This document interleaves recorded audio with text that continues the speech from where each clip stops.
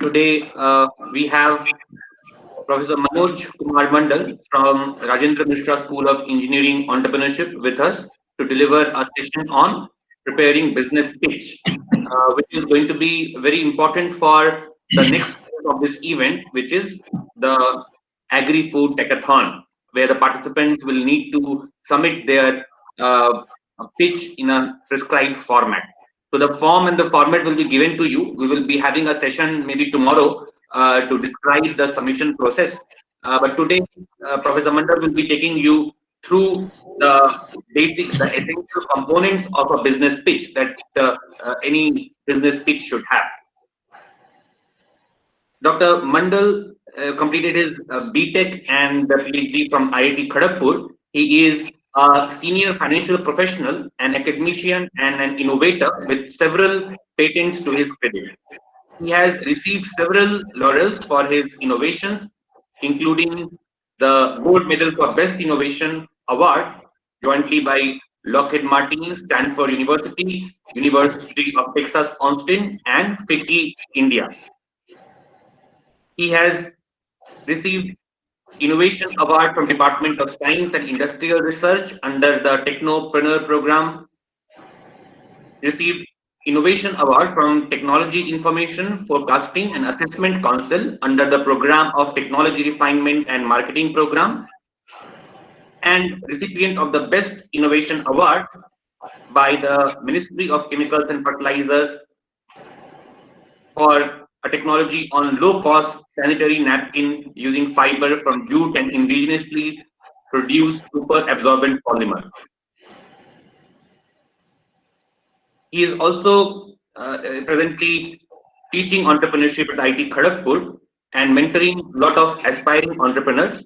He runs some of the very popular courses from the Entrepreneurship School of IIT Kharagpur, which has several hundreds of participants every semester. So, with his rich experience and expertise in the area of business development, entrepreneurship, we are keen to hear from him about the business pitching process. So, welcome, Professor Mandal. Thank you, Professor Mrigang, for all the kind words. I hope I match your expectations, that the expectations that you have just created among the audience. So, a warm welcome to one and all, and a very good evening. I'll be talking about business plan and how to pitch. It's a huge topic, and in fact, it is being offered as a separate subject at IIT Kharagpur. So obviously within 1 hour, I may not be able to do much justice, but I have copied bits and pieces from here and there, what I thought is the core of business plan and pitching. So let me take you forward. But before I embark on the business plan per se, I would like to just mention, because the occasion is about Agri-Food Techathon, I would like to mention that the time is just ripe for agri-entrepreneurship. In fact, time was always ripe for agri-entrepreneurship, but now the focus, agriculture has received the right focus. With this 1-2 slides, I'm just trying to impress the point that I'm trying to drive home. Look at the data from 1961 to 2014. And this is the groundnut yield. I have taken some yield, whatever data was available. See, India was at the bottom of many major economies as regards the yield of agricultural production is concerned. Like say Brazil, Spain, China, they were very close to India, but they have gone far ahead. Look at Iran. They did not have much to talk about. Now they're at the top of the table, and they're from the Middle East. So even agriculture perhaps is not a major focus in Iran. Look at the next slide. India is paddy yield. We are known for the paddy zone, but then we are far behind many of the other economies where paddy is not the main crop. And look at Oman. Oman is almost like a desert country, and they were nowhere, and gradually they have, now they're far ahead of the best on the table. That is a challenge. That is also also explains the pain that we have, the farmers have, not just farmers have, the whole country has. Because if the yield can multiply, say it can double, there is so much of potential. Our paddy yield is something like 2.5 tons per, I believe, I don't have the unit, but then it can go up to even 10 tons, from 2.5 tons to 10 tons, whether it is per unit land. The land measurement is not here. Sorry, I didn't get that data. But look at the potential that it can multiply by 5 times. And given the area, given our land area, cultivable land area, our arable land, we can actually feed the entire world if our yield can match some of the major countries where they have achieved so much of yield. So that precisely explains that we have so much of potential to create new venture and make a huge change in the global landscape, not just in India. Just to drive home the point that agriculture now offers huge opportunities for entrepreneurship in agriculture. This just shows only the yield per se, but then yield is dependent on irrigation, dependent on pesticides, dependent on many other factors. So every factor throws opportunities to the present generation for adopting entrepreneurship and create something visible. The larger the pain, the greater is the opportunity. Whenever there is a pain, there is the opportunity. So agriculture actually offers the best opportunity at this point of time. Now, this slide actually is to drive home the point that look at the gap between the actual, this is Indian actual yield, and this is the global yield. So the difference between the two is huge, and that explains the pain and that explains the opportunity both. Slide is not shared, sir. Screen is not shared. Sir, don't mind, slides are not shared, sir. The slide is visible. Slides are not shared, sir. Slide is visible. Slide is very much shared. So I think you go to the. Okay. You pin the slide. So you go to the window and pin the slide. I think everybody can see the slide. So my main topics are business plan, elevator pitch, ideal size of the slide deck, and something about how to present and what to present. Now, before you even think of starting a company or think of making whatever you want to make, you should always be satisfied that you have a winning proposition. You don't have to really make argument and convince people. If you have to really make argument to convince people, then you really do not have some winning proposition. You should be convinced yourself. You should be able to convince yourself that you really have a winning proposition. And you should empathize with the investors, with the bankers, with all funding agencies. You should know that they have hard-earned money with them, which they are going to invest in your company. So they will be interested to know how secure their money is with you and how the money is going to multiply in the shortest possible time. So if you have empathy with the investor, you will be able to prepare whatever your investor, you will know what they are actually looking for, looking to find in your business plan, in your business proposition. So eliminate all questionable statements. Like say you say something, this is going to be a major or game changer, things like some jargons and all that. This is absolutely avoidable. This has no meaning. It should be absolutely straightforward and show them the value. Show why investors have a compelling reason to invest in your company, so that you don't have to say, please invest in my company. Investors should be chasing you that please take my money. That is the objective of making presentation. Now, business plan can be, or pitch can be two types. Broadly, it can be many types, but I would like to make two classification. One is elevator pitch, the other is the pitch that you make in front of the audience. Now, elevator pitch is something very important, and people normally have to give an extempore pitch before somebody. Suppose you are in a party and maybe you have a mug of beer and talking to people who are in the ecosystem, meaning maybe somebody is an angel or somebody is connected with an angel or with a VC or something. Then you have an opportunity because you met somebody When he's not busy, he doesn't have anything bogging his head. Now, whatever you're going to say, he's going to listen. But then you cannot tell him a big story. You start a big story, he will say, excuse me, the other guy is calling me, I'll get back to you. He's actually avoiding listening to your big story. Nobody has the time to listen. On the other hand, or maybe on a very different context, suppose you want to talk to our director. Now you go to his secretary. His secretary will say, okay, I don't find time, but how about next year, say this month on so and so date, something like that, because director is busy and you have something to talk about that is at the bottom of his priority. So he will perhaps not give you time, or maybe after a month, after 2 months, 3 months, which you can ill afford. How to get an appointment?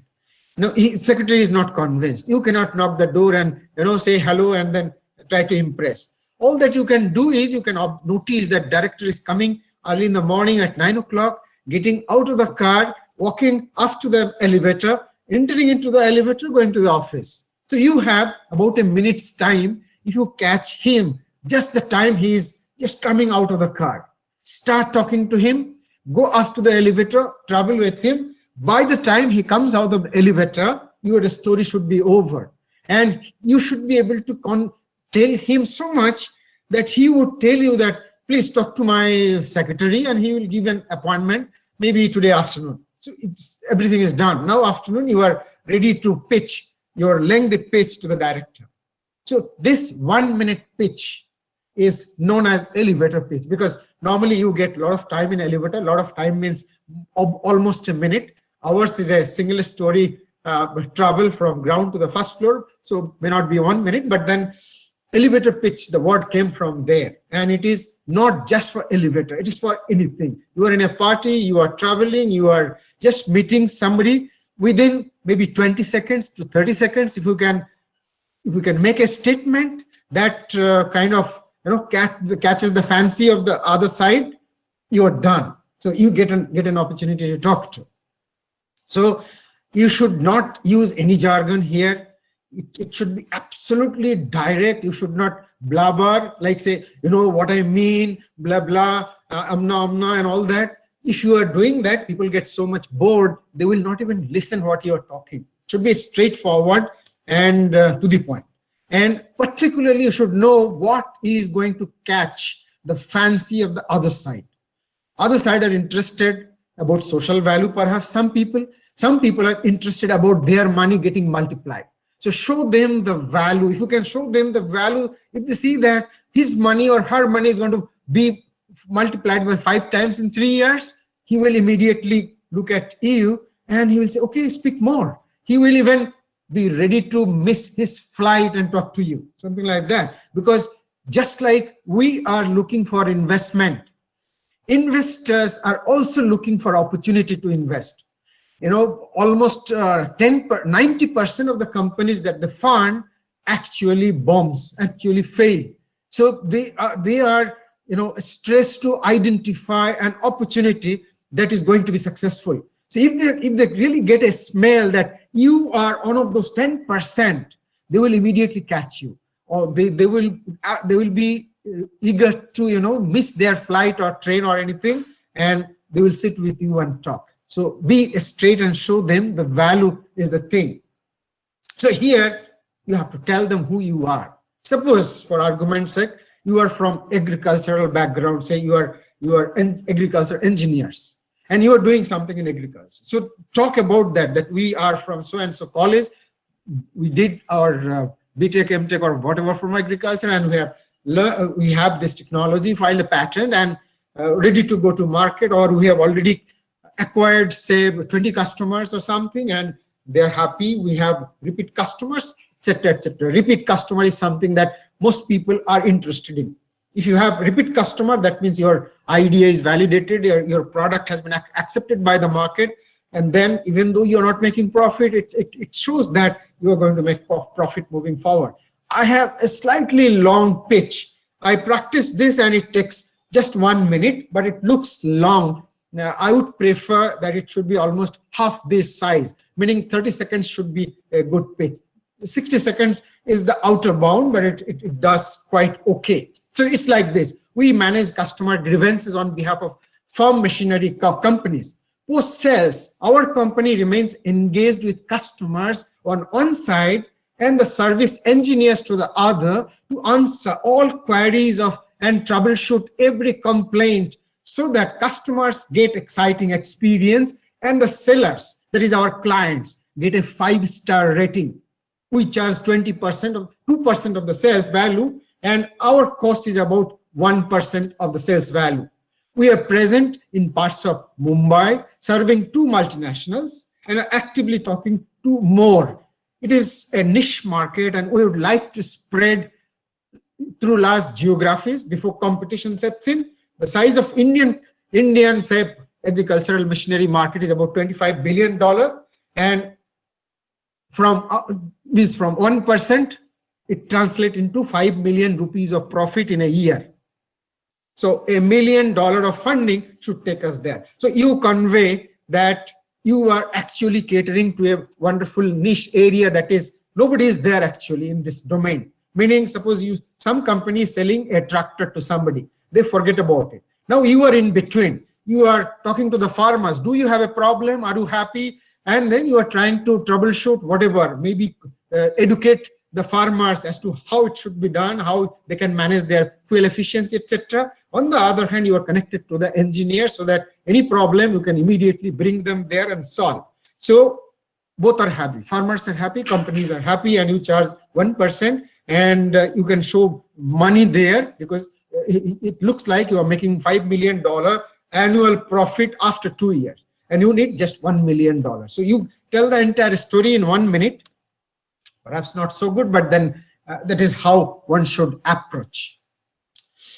Now, when you are thinking of preparing your business plan, some of the things that should work at the back of your mind. This is something that should be your natural talent, or say natural inclination. You should use the right word, the key word that catches the fancy of your listeners. Words are the tools for conveying ideas. Investors are busy. This is very important.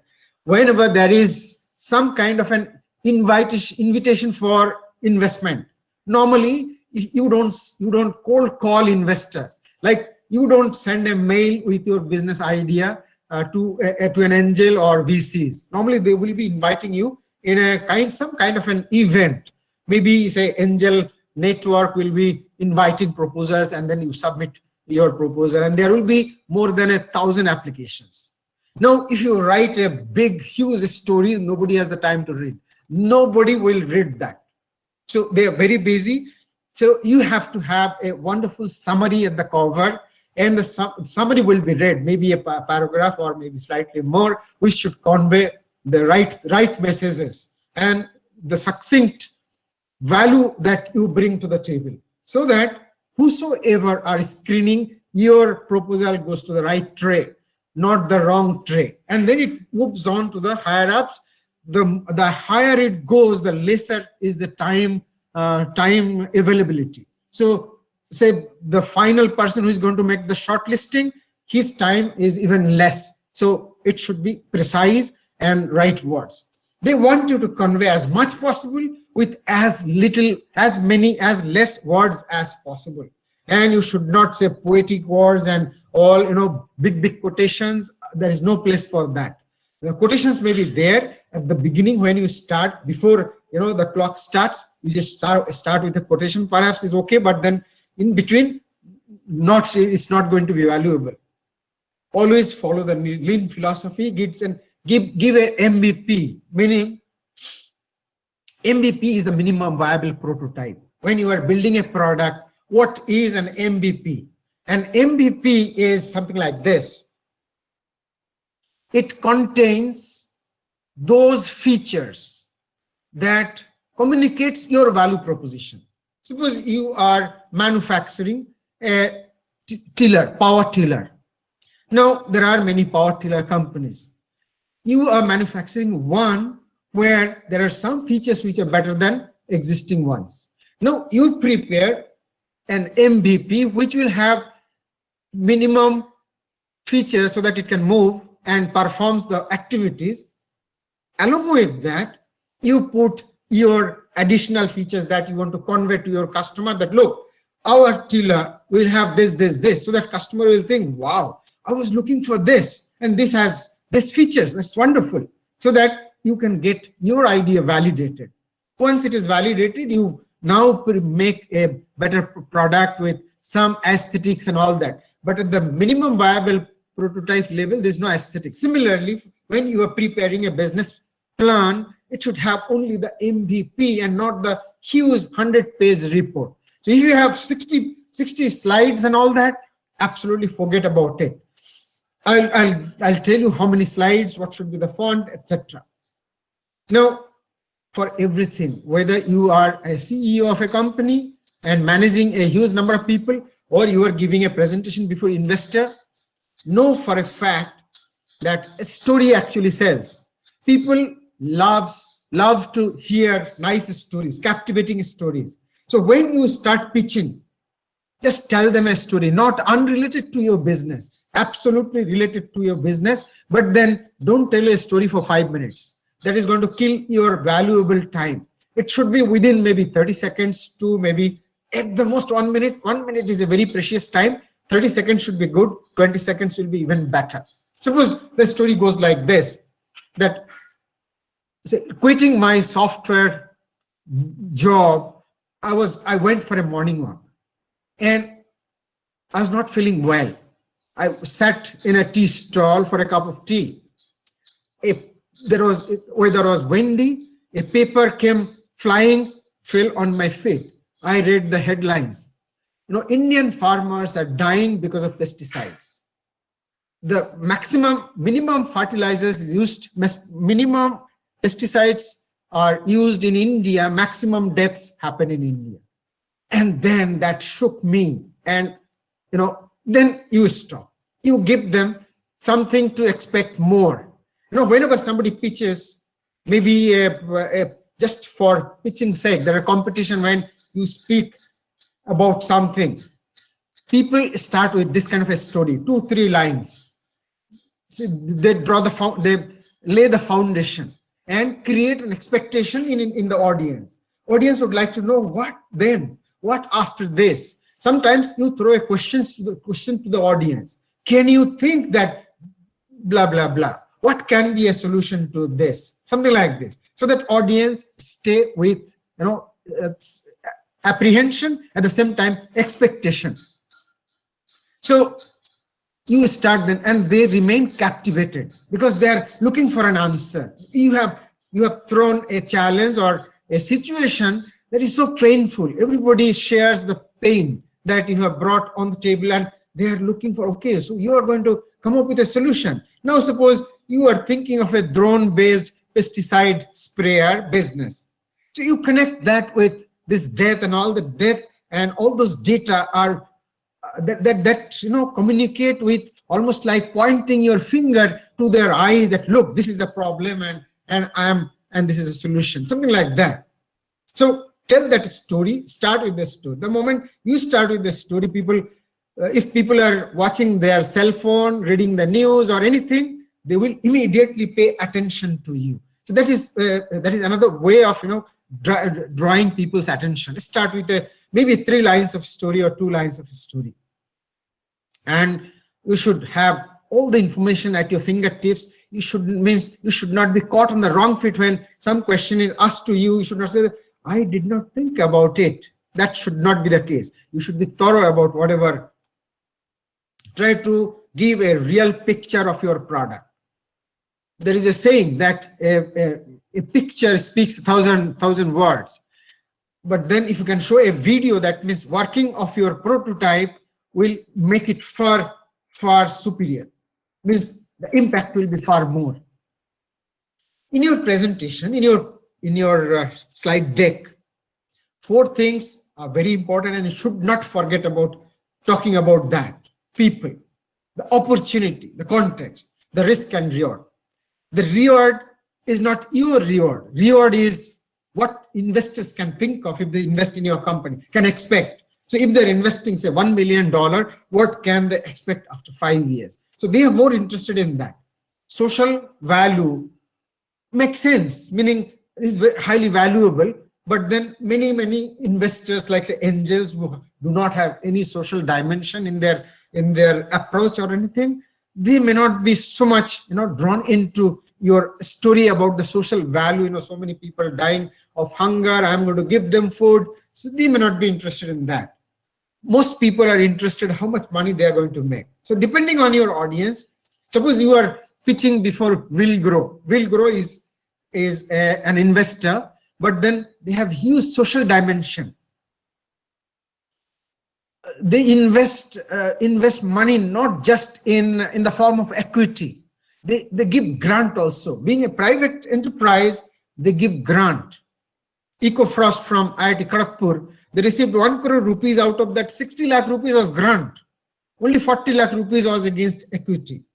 So when this kind of people are in the audience, you have to drive home the social dimension of your business plan. Whereas if you are pitching to some people who are more interested in the money matters than anything else, forget about the social value. That should be, you should make fleeting remarks about this. If somebody asks a question, then of course you can blow it up and then talk much about it. Most important part is the people. If you submit a proposal to a bank, the most important factor that bank will observe or will be interested in is the men behind the project. If a project or a business venture is run by responsible, capable, smart people, there is no reason why the business will fail. The business itself may be wrong, but then because these people are smart, they will execute it better than others.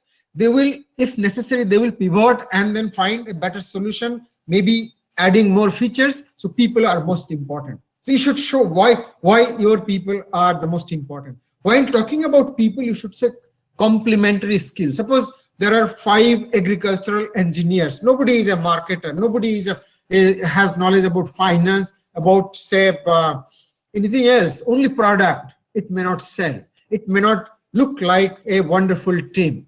Complementary skill means if somebody is a product guy, maybe there are 2 product guys, there should be at least 1 marketing guy. Only when you sell, you make money. You can make 100 products, best products, top products in the world, futuristic products or anything. But unless somebody is bringing out his wallet from his pocket and making payment in exchange for your goods, there is no business. There is a business if somebody is ready to pay. Then talk about the opportunity. Opportunity is the money, how you're going to make money, how you're going to acquire customers, you're going to retain them, etc. The context, why your business is contextual, meaning why it is relevant now, why it was not relevant in the past, and why in the future it may not relevant so much. That is of course not so much important, but now is the most important. Suppose you are thinking of making a say face mask of a very different kind that helps people to breathe. At the same time, there is absolute protection, which perhaps is much better than whatever existing in the world now. Timing is right just now. Timing was not good 1 year back. Timing may not be good 5 years hence, but timing is right at this point of time. So if you can show that we stand out or our product stands out of the crowd, and here is the context, people will immediately open their purse string and pay you. Risk reward. While talking about risk reward, don't try to suppress your risk. Try to tell all the risks and try to alleviate the concern that, look, we are highly familiar, we know what our risks are, but we also have a strategy in place to alleviate those risks, overcome those risks. Now, when you are presenting before investor, obviously I have been emphasizing and overemphasizing that you must be able to show value. Suppose you show value about this face mask thing, or maybe a new power tiller or something. Now, what is your USP? Meaning unique selling proposition. Why farmers will come to you rather than going to your competitors for buying a power tiller? What is that unique selling proposition? It may be features of your product. It may be a contract for maintenance. Suppose you come up with a contract that within 5 years, whatever happens, we are going to replace. Something like that. It's not always feasible. Meaning, if you have a plan, if you have a plan of this kind, that is your unique selling proposition. Others may not be able to match. But then there has to be a reason as to how you are going to give that. It should not be a story that is not sustainable. You must not do something that is not sustainable in the long run. Don't start a business for 5 years. Don't think that in 5 years I'll realize all my profit and forget about it, so I'm going to bluff for 5 years and get my money. Never ever try to bluff your customer, your investor, or anybody. We have seen enough that bluffing does not help. Whosoever are trying to bluff and get their way, they are failing miserably. Now, one example, I'll just read out one. There are many examples. Say Domino's Pizza, they say you get fresh hot pizza delivered to your door in 30 minutes or less, or it's free. That is the USP.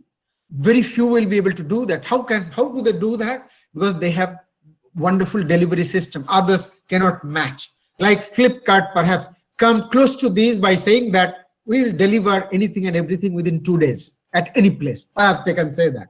So because Flipkart also has put in place a wonderful logistic system, perhaps they're improving every day, day in and day out. Whatever that is, you must identify whatever is your USP. And if you tell your audience, investors, that this is our USP and this is invincible, others cannot match because we have, this is protected through IPR, or we have some people who are top of the world and nobody else perhaps cannot match immediately because this is so difficult. Now, in the business plan, what can be the elements? These are the elements. Cover page. A cover page is very important because normally, looking at the cover itself, we create an impression.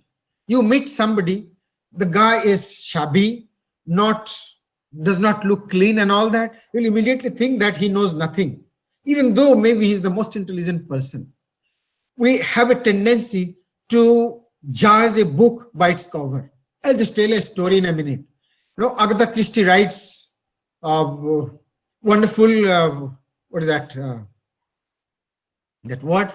Now, the publisher thought that these stories are all, so engrossing, but then cover is not so good. So they designed a cover that is with a murder scene, a lot of blood spilled all over. So they thought that this is going to be bought by everybody. But when the book hit the store, nobody wanted to buy because people loved the crime stories that Agatha Christie wrote. But then they did not, looking at the cover itself, they thought this is kind of gross and they didn't buy. So they commissioned a market research and they realized that people are not buying because of the cover. So cover is so very important, even though cover doesn't matter in a crime story. What matters is the story, that the whole presentation.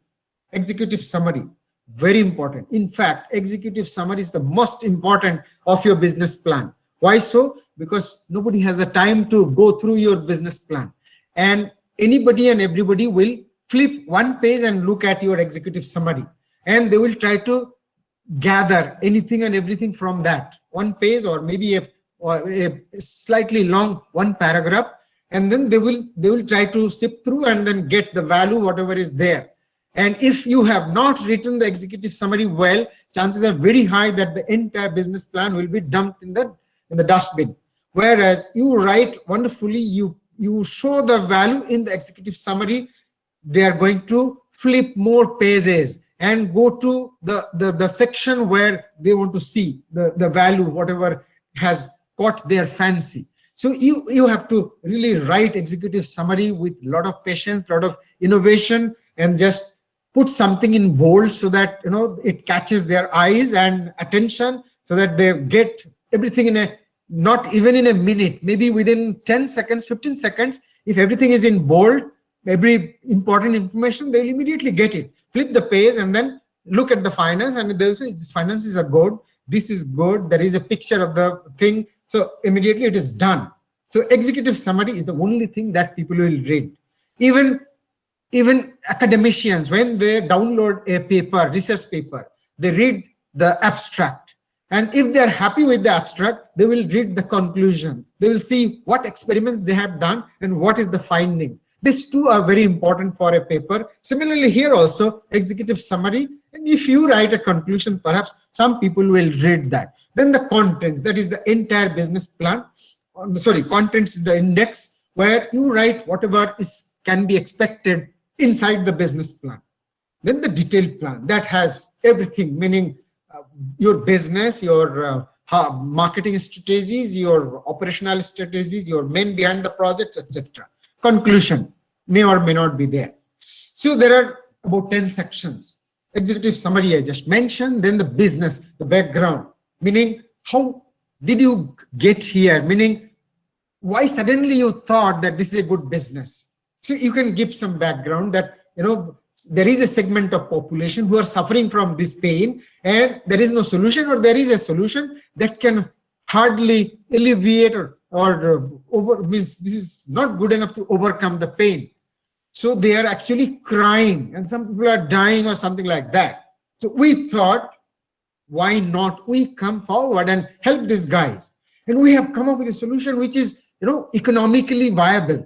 And we can sell this product at a competitive rate compared to the competitors. So there is no reason why people will not buy.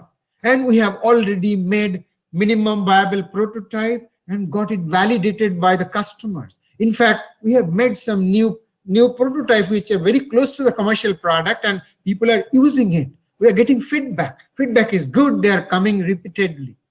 Done. The market and the market demand. Now, customers are coming repeatedly. That's fine. But then how many of them are coming? How many of them are there? Suppose there are only 150 customers. There's no business. After 150 customers, then your business is done. And then suppose your product is something like that will last for, say, 20 years. Then you meet all the demand. There is no demand left. So growth has to be there. And then you must have a strategy to reach out to the customers. And what is your advantages? Let me move fast because I have too many slides. I won't be able to cover, but whatever I can cover, I'll just stop it there. Competitive advantage and your value proposition. What is a value proposition? Value proposition explains the features of your product and the features of your business process that makes your offering superior compared to those of the competitors. Suppose competitors' products have features, but then they lack something which your product has the advantage of, maybe superior. Number one. Number two, suppose competitors are not reaching to the door for delivery, but you are reaching to the door. Suppose competitors do not have a after-sales service or a warranty or guarantee. You have. Or maybe the return of your product, if they are not satisfied, is far better compared to them. These are part of the value proposition. So clearly spell out the value proposition. Your audience are more interested to know why your product will stand out in the crowd, out of the crowd. Strategies of operation management, very important. When at the growth phase, this is more relevant at the growth phase. If you have already acquired some customer, you need to put in place a perfect operational management, like who is responsible for what. There is a customer waiting for something. Maybe there is a complaint. Now the marketing people will say, this is not my job. Salesman will say, this is not my job. Your manufacturer will say, who will address this customer's grievance.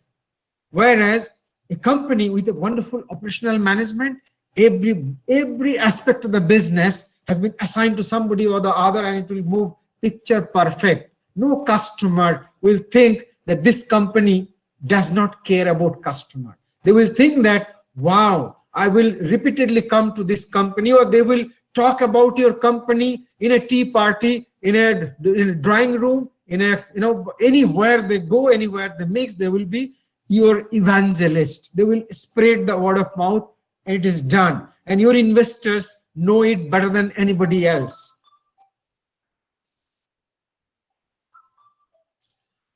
The resources, meaning that includes many things: the team, the sources of raw material, your suppliers, your many things, your bank, many, if there are some investors, etc., etc. Let me move forward fast. Financial outlay, you have to show your projected, this is called a projected balance sheet, projected profit loss account, and cash flow statement.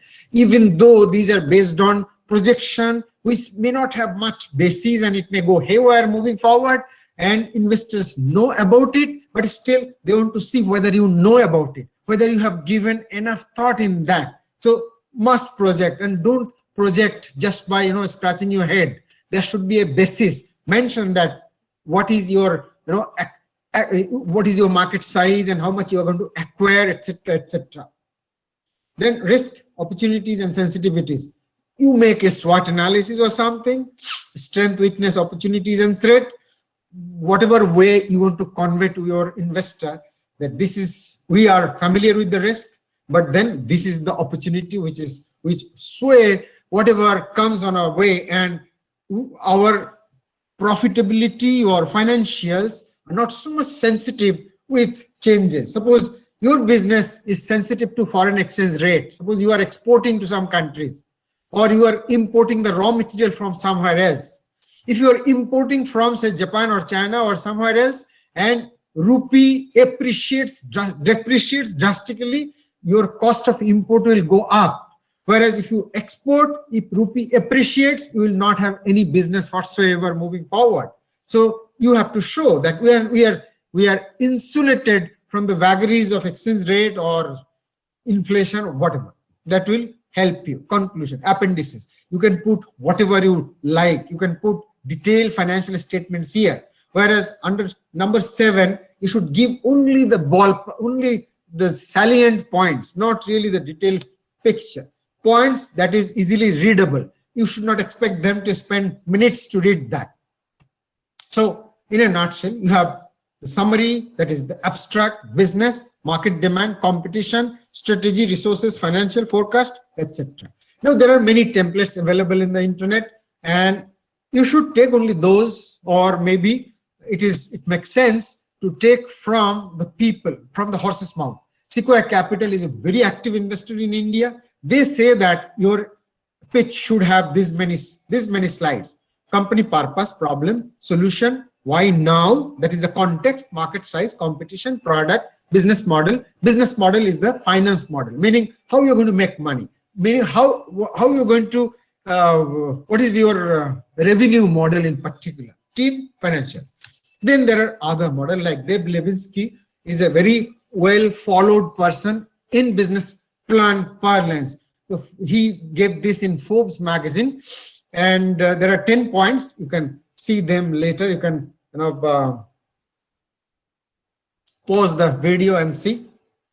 So these are the points. Let me move forward fast. So these are the financial statements I should to give.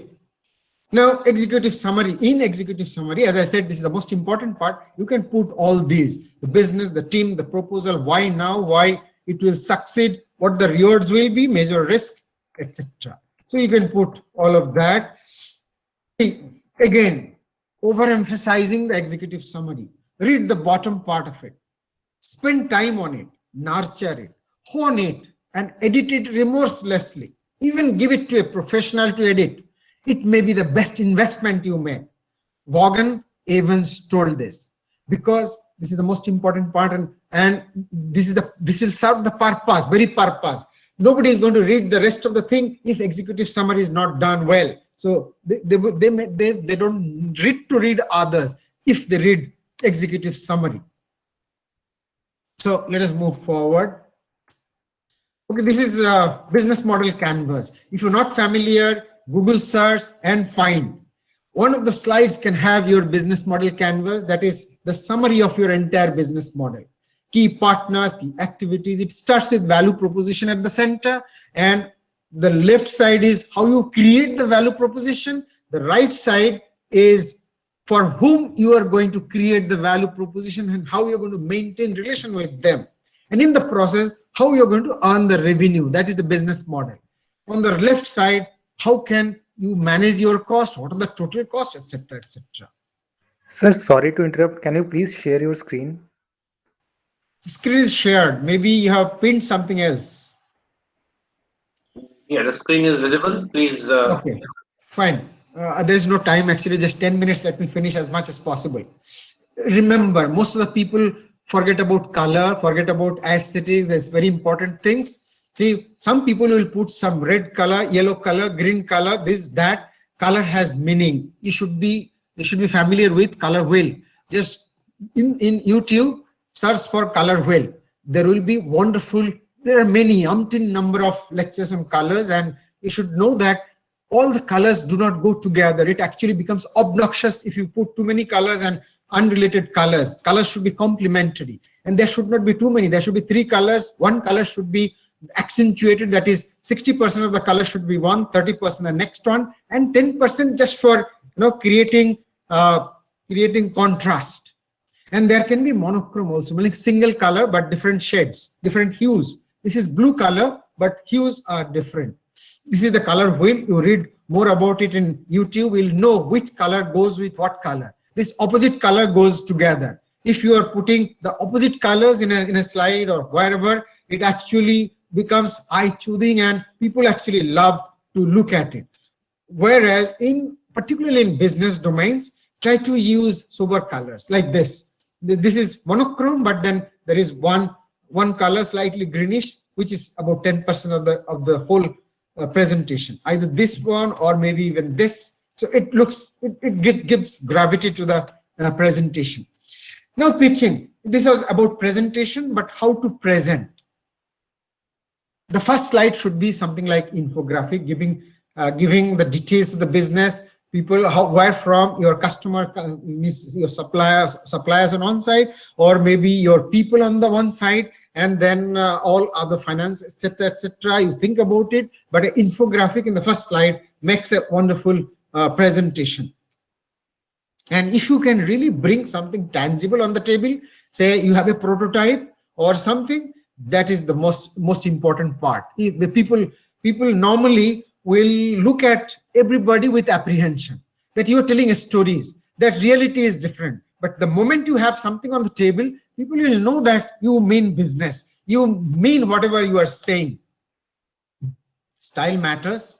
So most importantly, don't try to use jargons, big stories, and superlative words. Best, we are the best, then our product is the best, something like that. We are going to create enormous impact. Likewise, all those should be avoided. Provide data that this is the total market size we are going to acquire in the first year, maybe say 0.5% of the market share. Next year, maybe 2%, then 5%. People will trust and people will know that you know what you are presenting. There is a basis for everything. Maybe 0.5% doesn't make sense, but then people will think that you have done your math. So you're not talking in the air. Keep sentences very simple. Remove any sentence, absence of which will not create, does not matter at all. So don't unnecessarily put a lot of sentences. More importantly, try to drive home every point with graphics. I'll show you something here. See, on my left, there is a statement that you can write. Our market research shows that 16% of the population of 500, that is 80 families, can be classified as middle income and forms our target customer. People, these figures will not catch the fancy of the people. Whereas you show that in a graphical manner, first of all, it looks nice. And second of all the figures are shouting out loudly that, look, I am this, I am that. And all the data, percentage and the number, everything is presented in a manner that they don't have to spend time to look.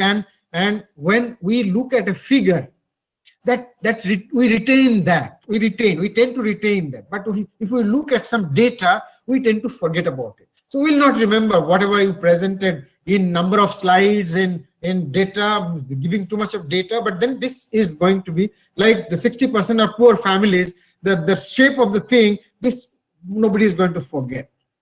And this is again to overemphasize that should be precise, because investors are saddled with business plans. Any investor will receive maybe say 1,000 business plans. Out of that, perhaps he will select only one or maybe two, but then he has the arduous task of sifting through 1,000 plans that nobody wants to do. So that is why it should be very precise.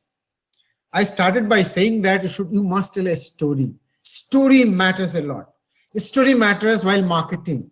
I'll tell you the story of Huggies at the cost of time. I don't have time, but nevertheless, Huggies is a the baby diaper company, and for women also diaper company. Now, when Huggies wanted to enter into Canadian market, they found that Pamper actually is the market leader, not just leader, almost 100% market share. Any company with a leadership market share is very difficult to dislodge from their position. So Huggies thought, what can we do? So they came up with a story. How they came up with a story? They hit upon an article, research article, where it was shown that if you hug a baby, if you hug a newborn, you create long-term bond with the newborn, number one. Number two, you help the baby to improve its vital.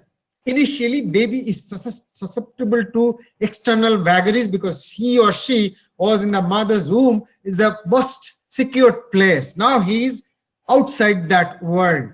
Now, if you hug the baby, baby's vitals become strong. So this is a research article published in a very well-known journal. So they named their product Huggies, and they did not advertise.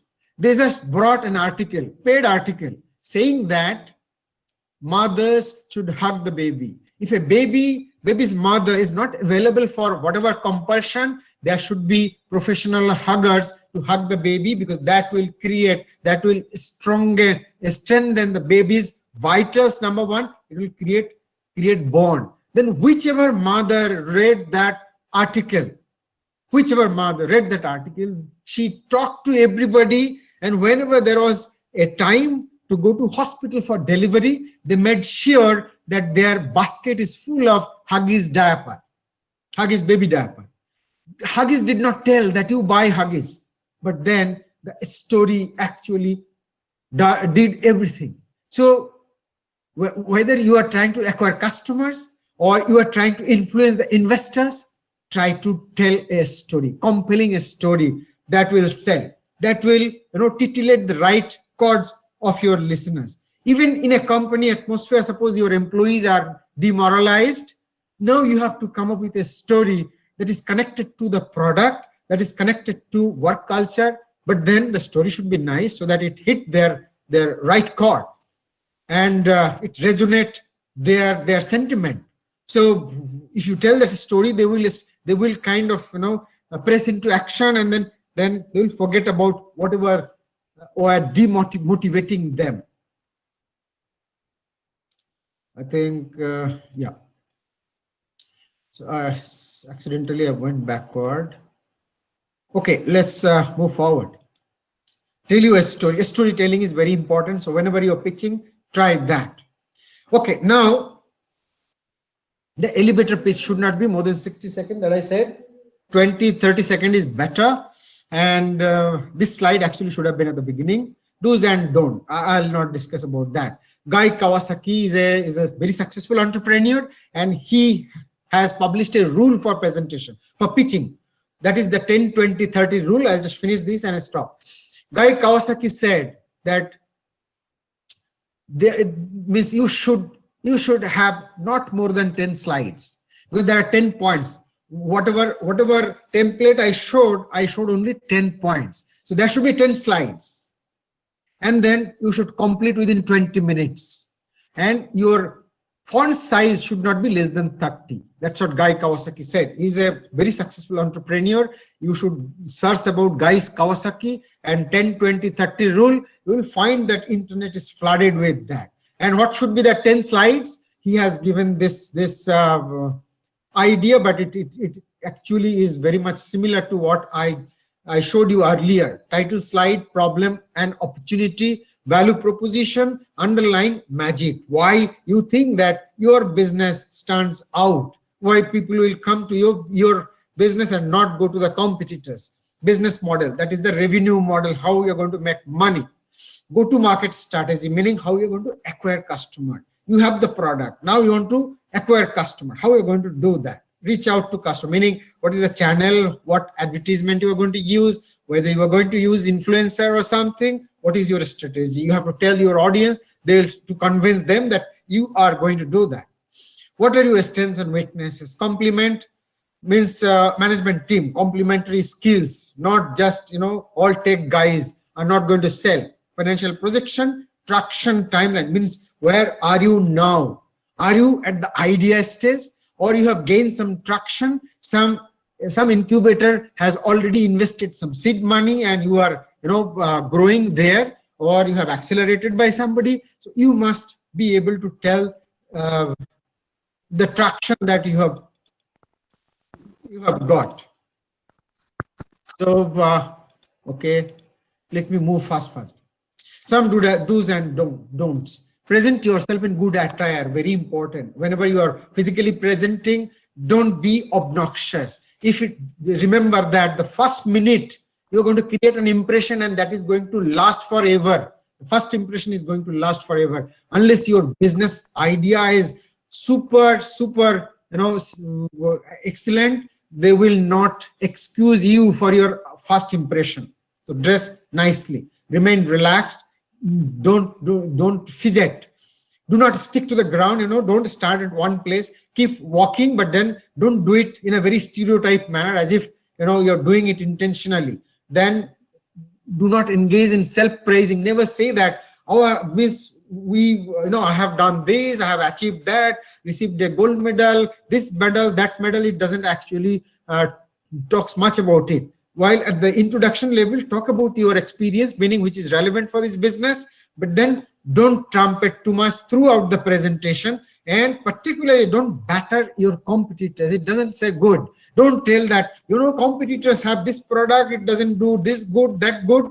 Definitely you have to tell, when you talk about value propositions, then you have to show that these are the competitors' product, these are our products. But repeatedly, focusing on their weakness does not go down well with the investors. Avoid the podium. Don't hide yourself behind the podium. Show your entire body and move the body as per your mood. Like suppose you are saying something very passionate, move your hand very fast. If it is something not so passionate, move it normal. Your leg movement, body movement, every movement actually matters. Remember, PowerPoint is not the information, neither it is the messenger. You are the messenger, you are the information. If you look at the PowerPoint and read it, it's a nasty way of presenting. PowerPoint is there for you to get guidance. Like what next? You just look at it and everything, and then don't start reading. It should be at the back of your mind. Just look at the headlines. You should know what all are contained there, and you should be able to continue and convey all that is there to convey. This I have already mentioned. Okay, and mild smile. It should not look serious. Start smiling. This is one more very important point. Not just for pitching, anywhere and everywhere. Whenever you are talking to somebody, if you can mirror the body language, if you can mirror the body language with your listeners, that actually creates some kind of bond. Suppose you are selling something to a mother. Now, some lady. Now you try to understand what the lady does. Then the moment you will know her likings, then you can start talking about those. And then gradually you will see whatever way you put your hand, or maybe you hang your head on the hand or something, you will see that the lady actually is mirroring your action. That is the moment you know that the lady is right now accepting whatever you are saying. Now you tell her that you buy this from me, she is going to buy, or this product is good, she is going to listen to you. Similarly, when you are pitching before an audience, if you can mirror the body language with somebody, if you can really find that the person who matters and you can mirror the body language, that is going to create some kind of bond.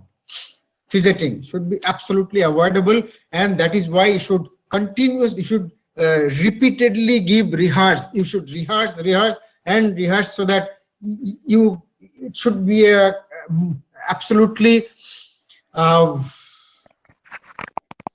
means it should not do whatever I am doing now, sadly, meaning it should be voluntary, absolutely glib talking. You should be able to glibly, voluntary, it should come out naturally. That's what is the message. And thank you. I'm happy that I have not Okay, exceeded the thank time you, limit. Professor Mandal. So, are there any questions for Professor Mandal?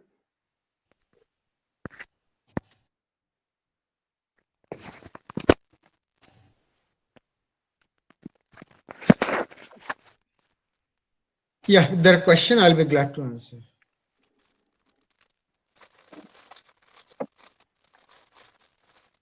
Yes, any questions from the participants? I have a question, like, do we have investor meet or something which is happening, like where we can, our presentation can be presented to audience? Like, how do we get an audience, you know? So you will be informed about that. So please wait for the information regarding the event. So regarding the hackathon, you will be given all the information. If you have questions regarding this session, please come forward. Okay, I'll just spend half a minute for answering that. See, Praveen, one thing should be avoided, that is, you should not make a cold call. You should not normally mail this to somebody. The best way to connect is through a contact. Suppose you want to contact with Sequoia. So visit the website of Sequoia and see which companies they have funded. Try to find some founder, co-founder in those companies, connect with them, they have some kind of a deliberation with them. At some point of time, you ask them, can you recommend my case to Sequoia Capital? He will forward it to you, and that is the best way to approach. Meaning, Sequoia or any investor will be more comfortable, will be more forthcoming if you are being forwarded by one of their trusted people. Thank you, sir. Otherwise, if they're asking for proposal for some event, that is another way of doing it. Any other? Yeah, I think regarding the event, regarding this particular event, with there is any, so right. That is the place where investors gather and you get an opportunity. So there are many events like this, like say Indian Angel Network. They organize annually. They organize meet and they invite proposals. So you should not miss those kind of opportunities, even though you may not get funding from there, but you will get connected. So retain those connections, retain those visiting cards or addresses, and once in a while, you send them a nice message during Happy New Year or say Republic Day or any occasion. You just send a message so that you become familiar, and then at some point of time you can actually connect and should not shoot the business plan per se, but you should talk to them as saying that, is it a good idea, if I send my pitch to you, would you like to have a look? Should be good idea, not just sending the business plan. sounds good. So another question to this present, do we have a slide deck example, like, where all the color pattern is already set and we just fill in the content? So yeah, you should can see we get this. some examples? There are many actually, but you can see Guy Kawasaki website. I think it is mentioned in my presentation. Perhaps I'm not very sure. Just let me check. I'll check within a minute, because before preparing the slides, I was looking for that kind of a website. Let me see if I have in my. Unluckily, I deleted that. Perhaps. Don't worry, I'll find that Guy Kawasaki. Yep, I'll search Sure. the internet and get some. Thank you. नमस्ते sir. Yes. Hello. Yes, please go ahead. You're audible. मैं sir Jamui Bihar से बोल रहा हूँ sir, Mohan Kesari.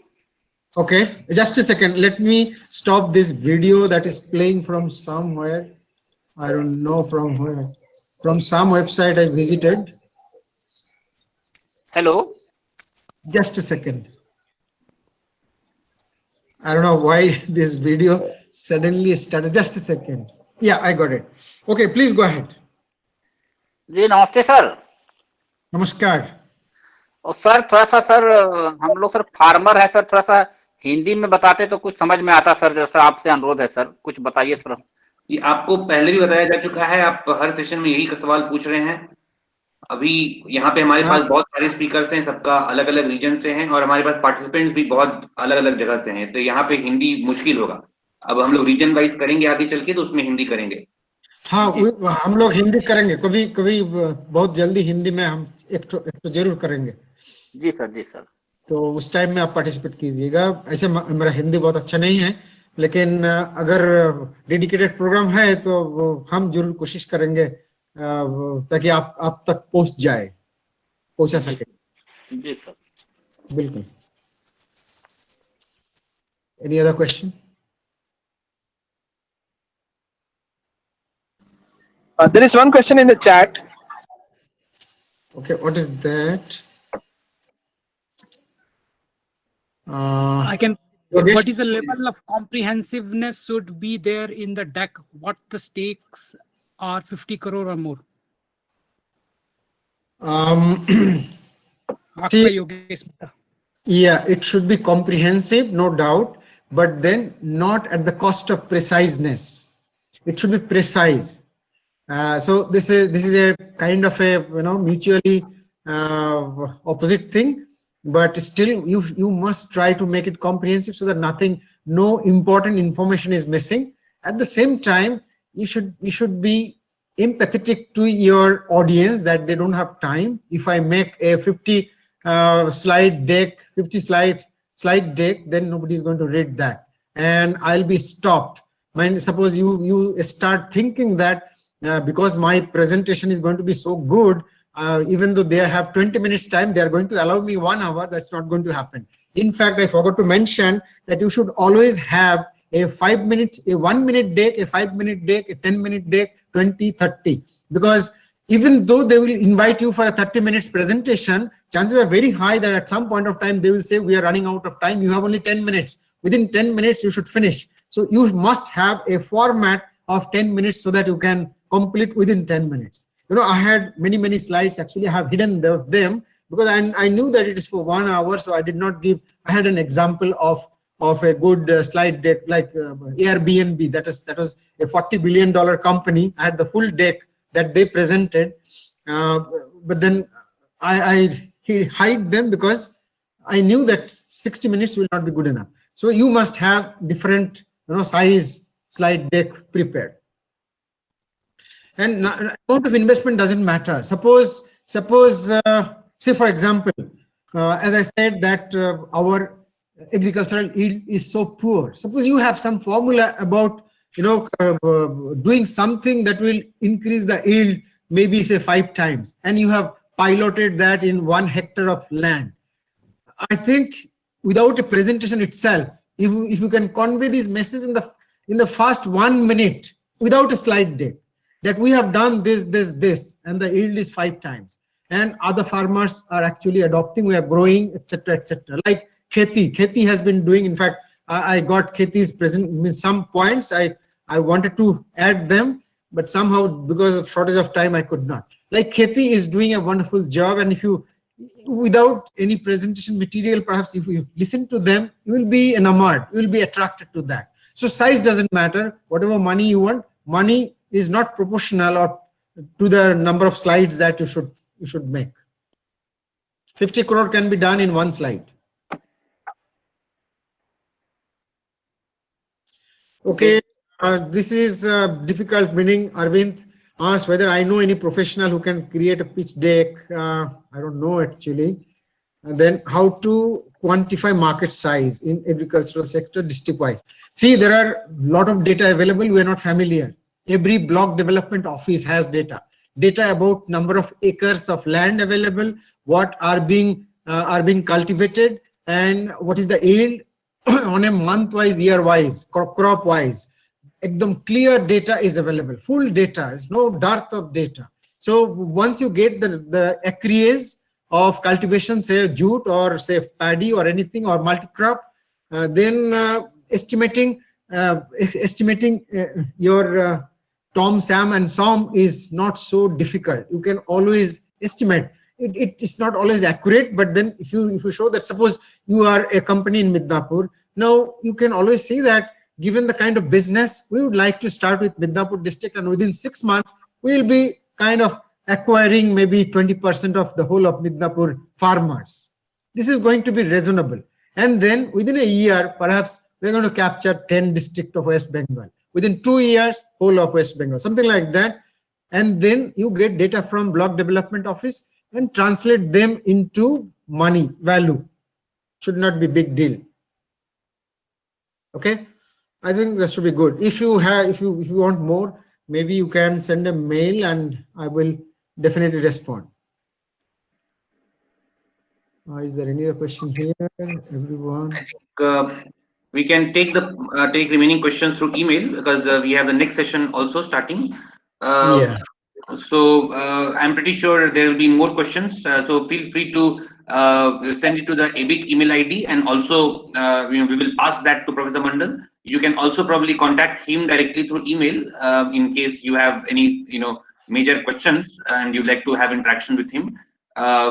So we all thank Professor Mandal for the session. It was very informative and covered most of the important points regarding how to prepare a business pitch, which is going to be very useful for all of you for the upcoming hackathon.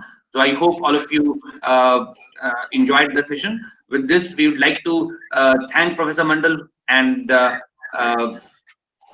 move to the next part of the. Yes, thank you, Professor Mrigang. Thank you for having me here and giving me this opportunity. It was really great to be here and talk to this august audience. Thank you. Thank you, Professor Mandal. Only thing is we have limited time. Otherwise, listening to your classes is always very wonderful, very informative. Thank you a lot. Thank you again. Bye-bye. So next we have Professor Siddharth Bhattacharya, who has already joined us. So let us welcome Professor Bhattacharya. Professor Siddharth Bhattacharya is also a faculty in the Rajendra Mishra School of Engineering Entrepreneurship, IIT Kharagpur. She is a PhD in Finance and Control from the Indian Institute of Management, Calcutta. And her area of interest include entrepreneurial finance, corporate governance of family business, and startups, and IPO.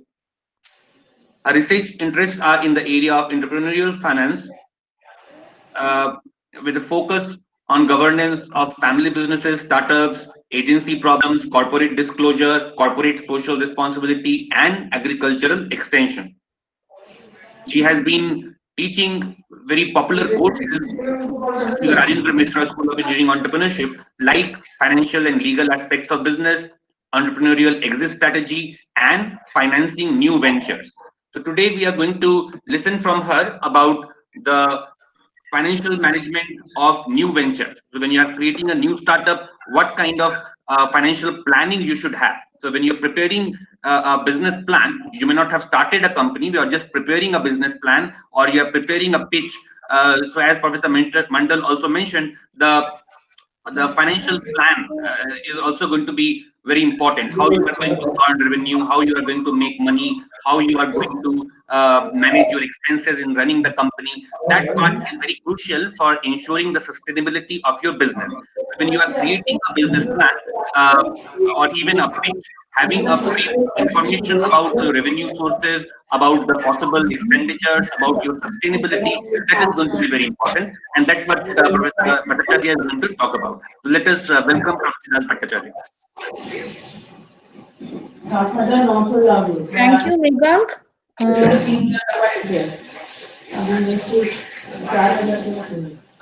So I would request others to please mute themselves.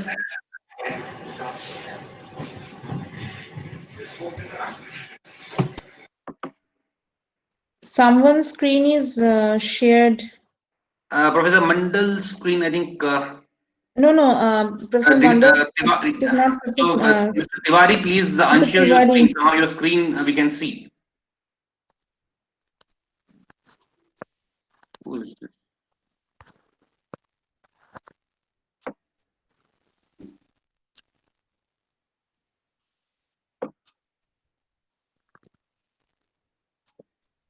Who is this Vishwa Shikhar Tiwari? Who I'm not sure. This is new. Let me just. So it seems I will have to log in from So I would request Arvind to please remove. Yeah, I think now it is okay. Yes. So welcome, Professor Bhattacharya. You can share your screen Yeah. and we can start. So now it is the screen is visible. Yes, we can see the screen. Okay. Okay, so good evening, everyone, and thank you, Professor Mondal. I'm Professor Manoj Mondal. He's a very distinguished, faculty member of our department, and he takes the course Foundation of Entrepreneurship, and which is in a nutshell, actually, he has delivered the way he, delivers all the time. So I'm just here to, concentrate in the financial part of the early stage startups. Just a part of it, maybe whatever sir has already described in details. So I will not take a very long session, a very short session. I will just try to highlight already what has been covered by Professor Mondal. Since it is a very early stage startups where is our context. So what are the kind of financial plans, how to present that, in a very, short time, and then the financial planning and management that is required or that should be done by the early stage startups. Okay. So introduce that finance is the most crucial element in the business, and cash management is the toughest job, and more than 80% of the business actually fails due to lack of cash. Now why I'm just telling this, that finance is the most crucial element in the business, because as we see that, as Professor Mondal has also pointed out, and if I ask any of you that what is the goal of your business creation, so there might be many goals. So you can say that it is out of passion or out of your interest in the particular technology, or your just for the sake of doing something on your own. So many might be the goals, and you may say that in fact in my class, when I ask the students, many of them say that it is not the money that we look for.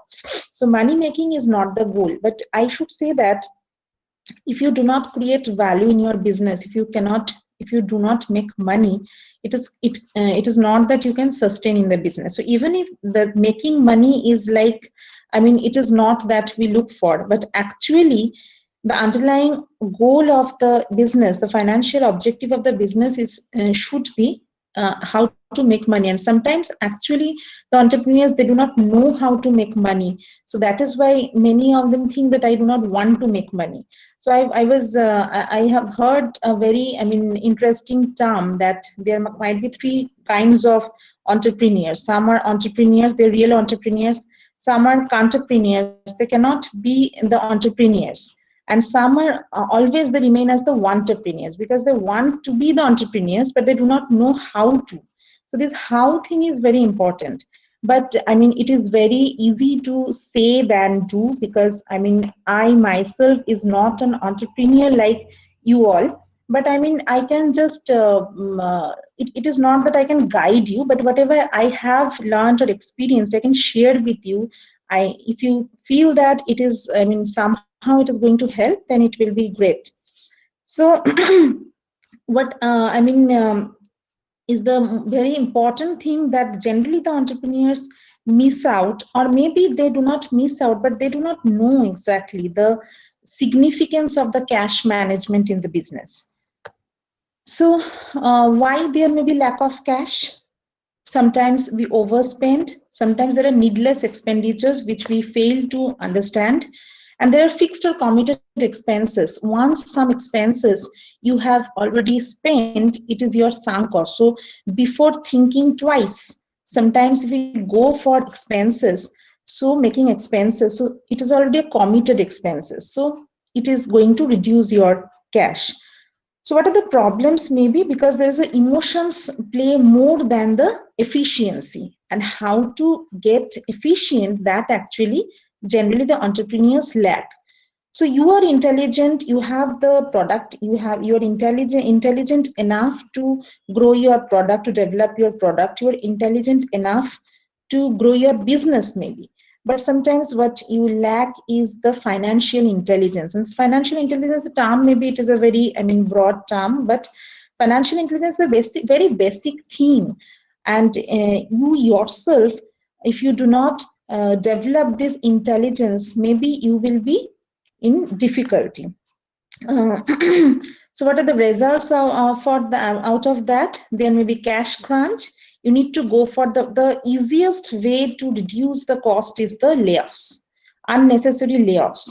In the COVID time also, we have found that the most easy way to reduce the regular expenses is on many of the organizations, they go for layoffs and pay cuts. But you just understand that how much affected the morale of the employee, and how difficult it made their life. And what you ultimately what you lose is a very good team, is a very skilled people, and the committed people, which should be with you for a long period of time to give you the success. Okay. And high cost borrowing. So when it is not possible for you to manage your requirements, to meet up your requirements with your own source of funds, so you you fall into the trap of the debts, and you go for borrowings, continuous borrowings, and ultimately it actually make you incur more expenses. So it is these are all the results of overspending and all. And this is the trap actually there where most business succumb to. So one is the very basic entrepreneurial finance principle, I should say, is the venture's financial objective, as I said, is to increase value. And this increased value, by increased value, it is not that what I'm meaning is increasing the revenue, increasing the price, increasing the margin, sales, return, net worth. It actually, the most important thing is the generation of cash. Generation of cash, why? And the return you should give back to your capital provider. So one thing what we may miss out sometimes, that the resources for a business, the startup stage, the early stage, the seed stage is the stage where you need to gather the resources.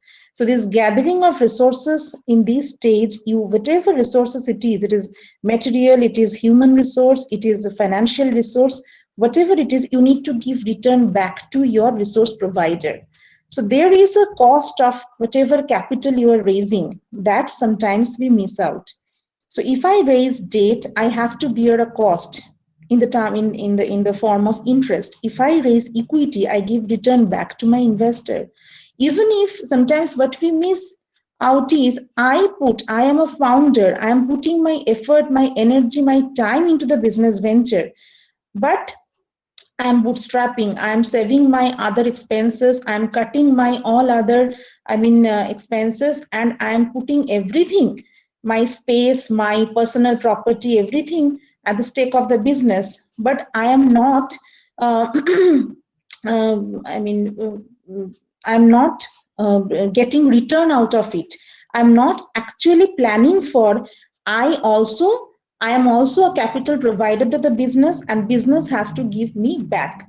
So for that, this cash is very important. The return is very important. This particular mindset is very important, that the business is for making money, and that money is to pay back to the capital provider, to pay the return back to your capital provider. If you do not have that mindset, if you do not put the cash in every kind of decision you make in your business, a point will come when other parts of the business, other activities of the business will stop only because of the lack of cash. So if I say that what is the components of a sound business model, the first thing that comes in our mind is whether I can sell whatever I am producing. So I must have customers for my product, and I need to sell them something. Then it is not only about the revenue. If there is infinite amount of expenses, and there is the revenue is just to cross that expenses. So it is not much enough to make profit. So how I'm going to sustain, how I'm going to spend my other regular administrative and other expenses. Okay, so business must, it is not only about revenue, it must make profit also. So you must eventually have revenues that exceed the expenses of generating those revenues. But the point we call it the break-even point, right? I mean, so initially when the expenses are much more than your revenue, and when gradually your revenue gets increased, and a point comes when your expenses and revenue matches, and this is called the break-even point. So beyond the break-even, it comes the profit.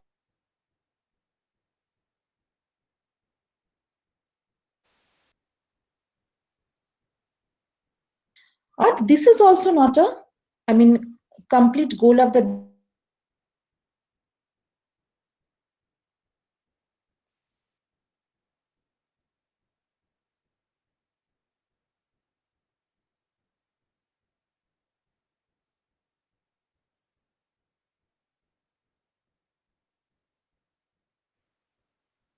Hello. It seems there is some connection problem. I will try to call.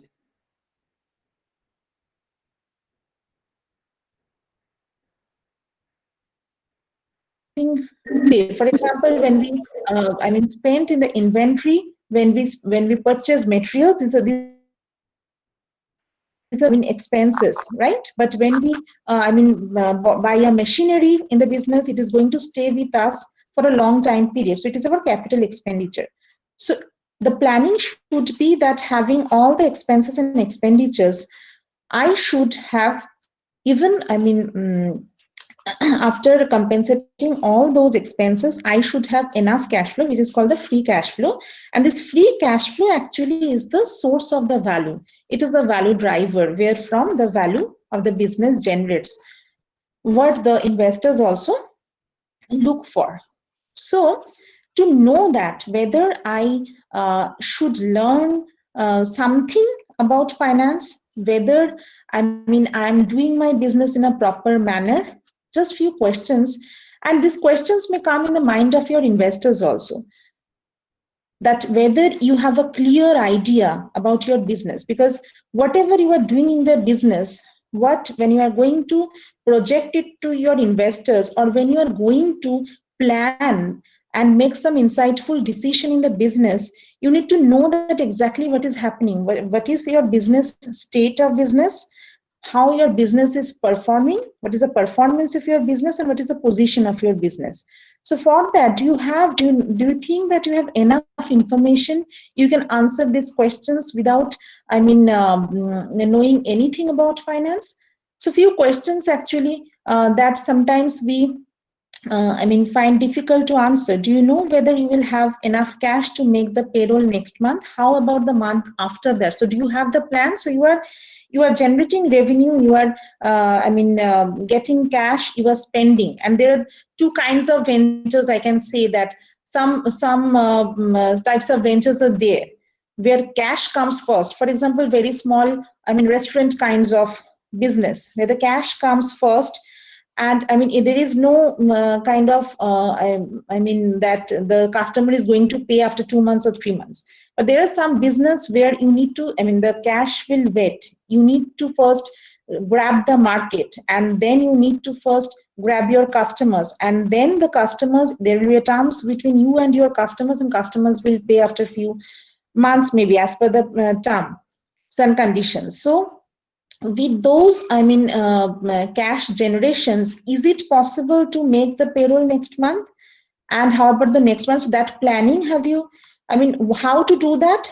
Have you done that? If you're running a startup, do you know your burn rate? So burn rate is very important. What is that? How fast you are going through your cash.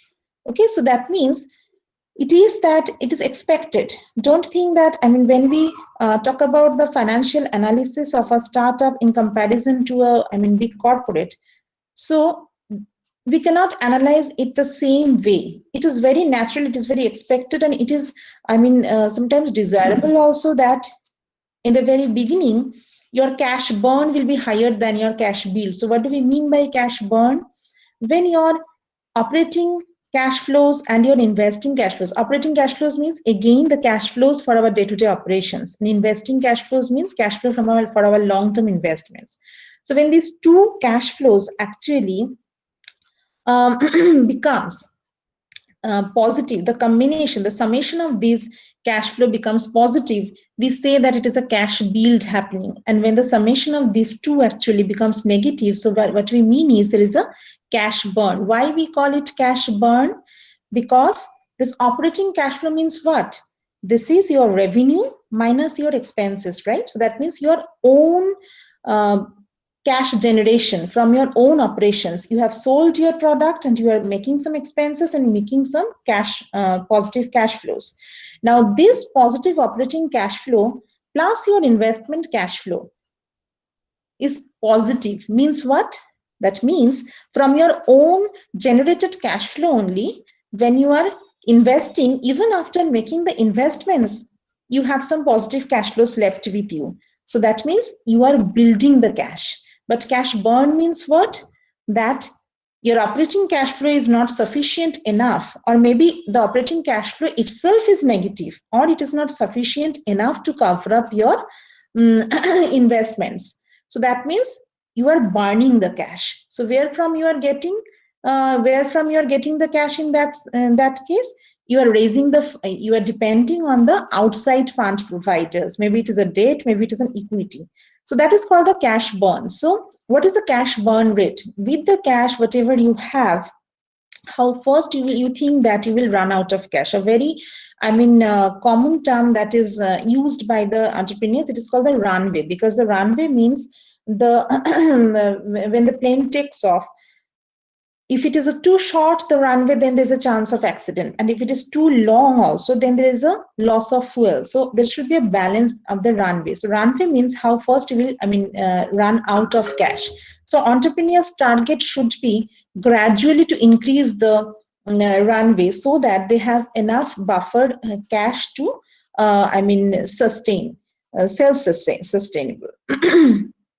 If you're thinking about buying a new piece of equipment, do you know how to figure the likely return on your investment? So these are the things maybe we always come across, but we do not know that for this some kind of financial intelligence or some kind of mechanism, we need to know how to go about it. So as I said that if we, all the activities of the business, if we can classify it under three heads. So that is, one is the developing opportunities, what generally the business do at a very, very early stage. They, there are lots of opportunities we can see from, different sources. For example, there's demographic changes, technological changes, there are, societal changes, and these opportunities are built up from those changes. And to identify those opportunities, it is a very early stage task. And then gathering resources, as I said, that is also the task of mostly the early stage ventures. It is mostly the gathering resources. It is not that the other stage ventures do not need to gather the resources, but it is mostly important for the early stage ventures. And then once everything is in place, then how to manage and build the operations. So stage-wise, we can say that the startup stage, it is more on the developing opportunities and gathering resources. And for growth and maturity stage, it is more on the managing and building operations. So what you need to do, what we need to focus is, we need to first understand that each of the components, developing, gathering, managing, building, every components actually contribute to the creating of the overall value. So that means whatever we do, as I said earlier also, we need to put the thought of that cash in our mind, whatever we do. If I just, even if in the very startup stage, if I classify it in two stages, development stage and startup stage, you can see that for the development stage, a very early stage, in the income statement, if I see the profit and loss statement or income statement, there is actually no revenue, right? When you have just built your product, or you have just planned for your business idea, and you have not yet started generating your revenue. So there is no sales, but actually you have registered your company, and there's some kind of expenses that already you have started bearing. And I mean, there might be the prototype development and all these things also at this stage. And for assets, acquire initial assets, initial cash, office furniture, computer, etc. And liabilities, it is almost the seat, only the seat financing at this stage, we can say, what we can find generally. That is the what comes from your own bootstrapping or your family and friends. So actually at this stage, it is how tricky that, I mean, you also know how to get an idea about the revenue, how, and then comes the projections of that revenue. So how difficult it is. Gradually, when it moves towards the startup stage, they're just the revenues, we have started selling our product, money just begins to flow in. And expenses, additional expenses to produce my products and market the products and to record the business transactions. And assets, there are other inventories, and I mean, along with all these expenses and income, some assets, I mean, we develop and we acquire some other assets maybe, and the liabilities and equities, I mean, when we think of going for some outside finance, some outside investors. But there the point is, once you are inviting some investors into the business, that means you are looking for the next step, the further growth. And when the investor is coming into your and it is very much required when it is a technology venture, and when there is a substantial amount of investments you need, you know, then it is very crucial that you need the investors fund. But at the same time, the investors fund with the investors in your I mean, ownership, in your ownership structure, then your stake is going to be diluted. Okay, so what is your plan for that? I mean, what is your plan of diluting your stake? Is there any exit plan? How long, how much you want to raise money through investors? So all these things actually you need to know.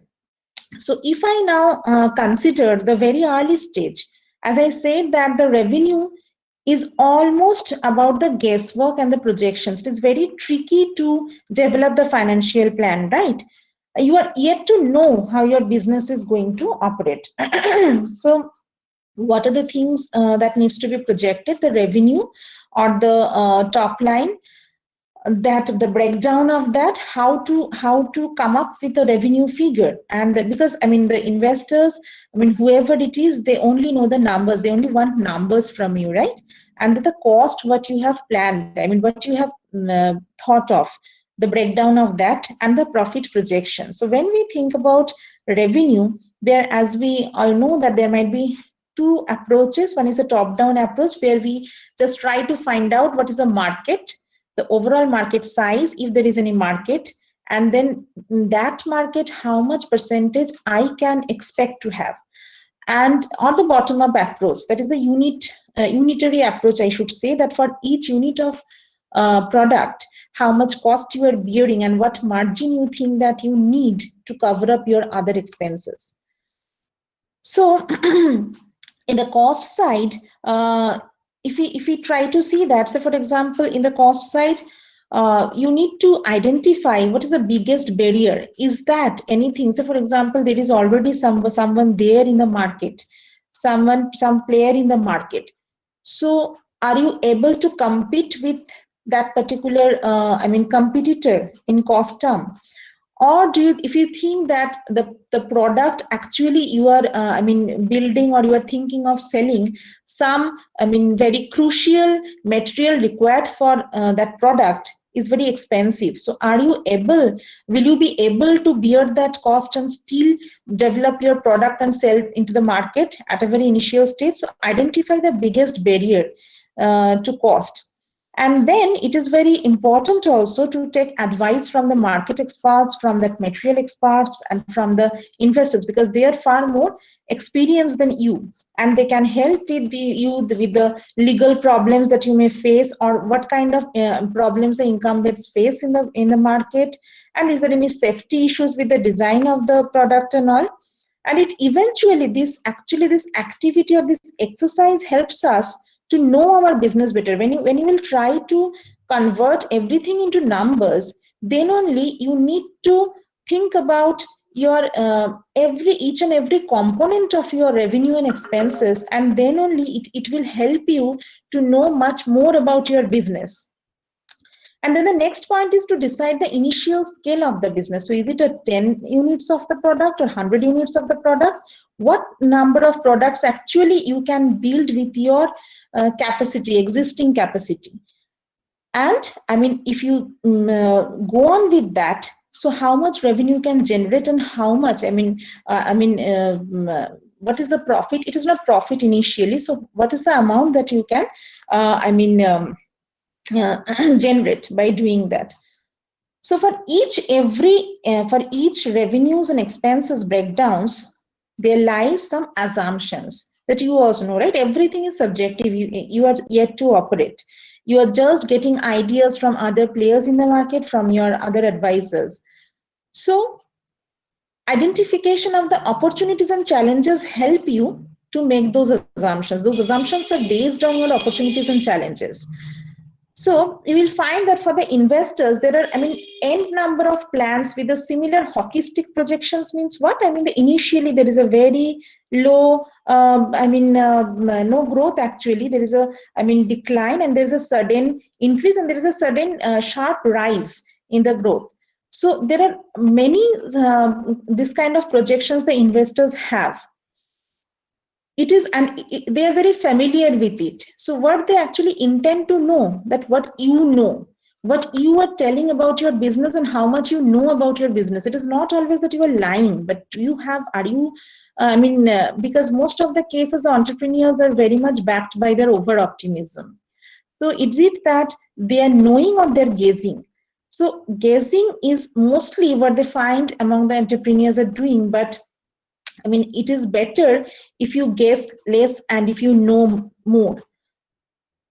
For example, if you are very optimistic and say that 100% my market will win, I will have 100% market share. So it is not that believable, right? Rather than if you say that either right now I'm going to compete with some few other players, or someone is already there, I'm very close to him, or I think that there will be other players in the market, I cannot have the whole market.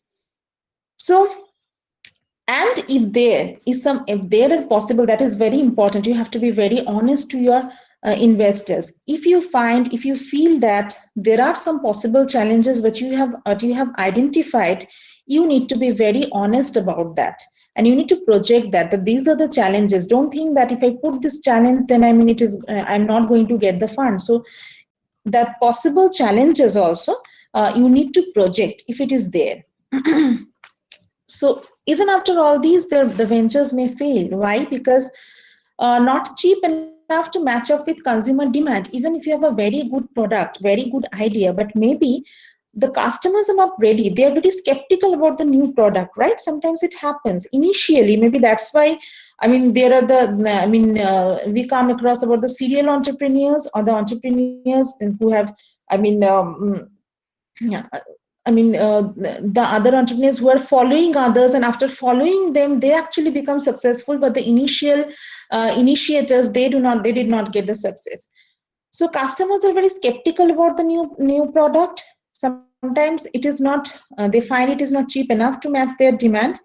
And for you as an entrepreneur, it becomes difficult to lower the price if you if you need to bear a high cost. But continuously, just like we say, no, that go and give interview even if you do not get job, just to know that how prepared you are. So making a pitch is actually a cheap way to figure out whether your idea will work, than incurring the professional services. Okay, so that exercise actually helps you to know better about and to have more clarity about your business and the other players in the market. Okay, so this is all about that when we do not have any idea about our operations. Now, once that is in place, forecasting for early stage ventures, then comes the next questions, that how to put the growth into the picture, how to project about the growth. So when we talk about the growth, we need to have some scenarios, right? So there may be something, I mean, there are industry and economy that continuously are getting, there are, variations in the scenarios of the industry and the economy. There are many kind of disruptions keep happening in the industry and economy. So it is not that only one forecast will help us. So there may be the most likely forecast, there may be some optimistic forecast and pessimistic forecast, and we can put the probability of occurrence, and then we can think of the growth rate. Now, what is your growth rate? What do you think? Now, there is one concept of the sustainable sales growth rate. So what is that sustainable sales growth rate? Sustainable sales growth rate at which a firm can grow sales based on the retention of profits in the business. What does that mean? Just remember about, what I just discussed about the cash when I was discussing about the cash built and cash burn. So profit means what? My own generated revenue minus my expenses. So this gives me profit. So with that amount of profit, if I can grow, so that actually gives me the sustainable sales growth rate. With my own generated profit, if I can grow, then it is sustainable, right? Because here, where I am depending for my growth, it is my business operations. It is not the external funding. So that's why it is sustainable, isn't it? Sustainable means I only am depending on myself. My profit is giving me the growth. So that is the minimum growth that you can expect, a sustainable sales growth rate. And that is funded by your internally generated funds. What is internally generated funds? That is the profit you are generating from your business operations. But it may not be that you are happy with that growth rate. So you're projecting some growth rate, you want to have some higher market share, you want to set up other infrastructures, you want to grow in a huge scale. So when you are putting some growth rate, which is more than your sustainable growth rate, so then you will find that there is a need of additional fundraising. So that growth rate actually defines what is your financing capital needed. And this financing capital needed is the financial funds need to acquire assets necessary to support a firm's sales growth. So when the sales growth is higher than your sustainable growth rate, then actually the financial capital needed is not going to be compensated by your own generated fund only. So where from those will come? The additional funds needed. How to compute that additional funds needed? That is the raising from the outside sources. So it is the required increase in assets. So how much assets you require to support that growth rate, which is beyond your sustainable sales growth rate, minus your increase in profit, that is your own growth rate, and minus the spontaneously generated funds. So what is a spontaneously generated funds means? So for example, there is kind of when you are, it is the your customer supported fund, I should say, or your supplier supported fund. How come? If you are able to delay your payment of the payables, if you are able to collect more quickly your receivables, you can convert your receivables into cash. So these are the sources which are the which are supported by your customers or suppliers. So after having those funds, your own profit and the funds from your customer suppliers, whatever is needed for that to support that growth rate, to acquire the assets to support that growth rate, which is higher than the sustainable growth rate, you need to depend on the external financing. Now, so what are the elements of the financial forecast? That is the forecast. First is the forecast of sales. Then comes the income statement. How to project it? So you will put some percentages in your revenue. As I said, that each and every element of your revenues and cost you have to be very clear about. And then if you think that there are certain expenses which can be expressed in terms of the percentage of sales, or there can be certain expenses which will grow at the same ratio as your expenses, so future revenues and future expenses. Therefore comes your future projections of profits. And from your balance sheet, you have the the idea of what is your additional requirement of assets to support a higher growth rate.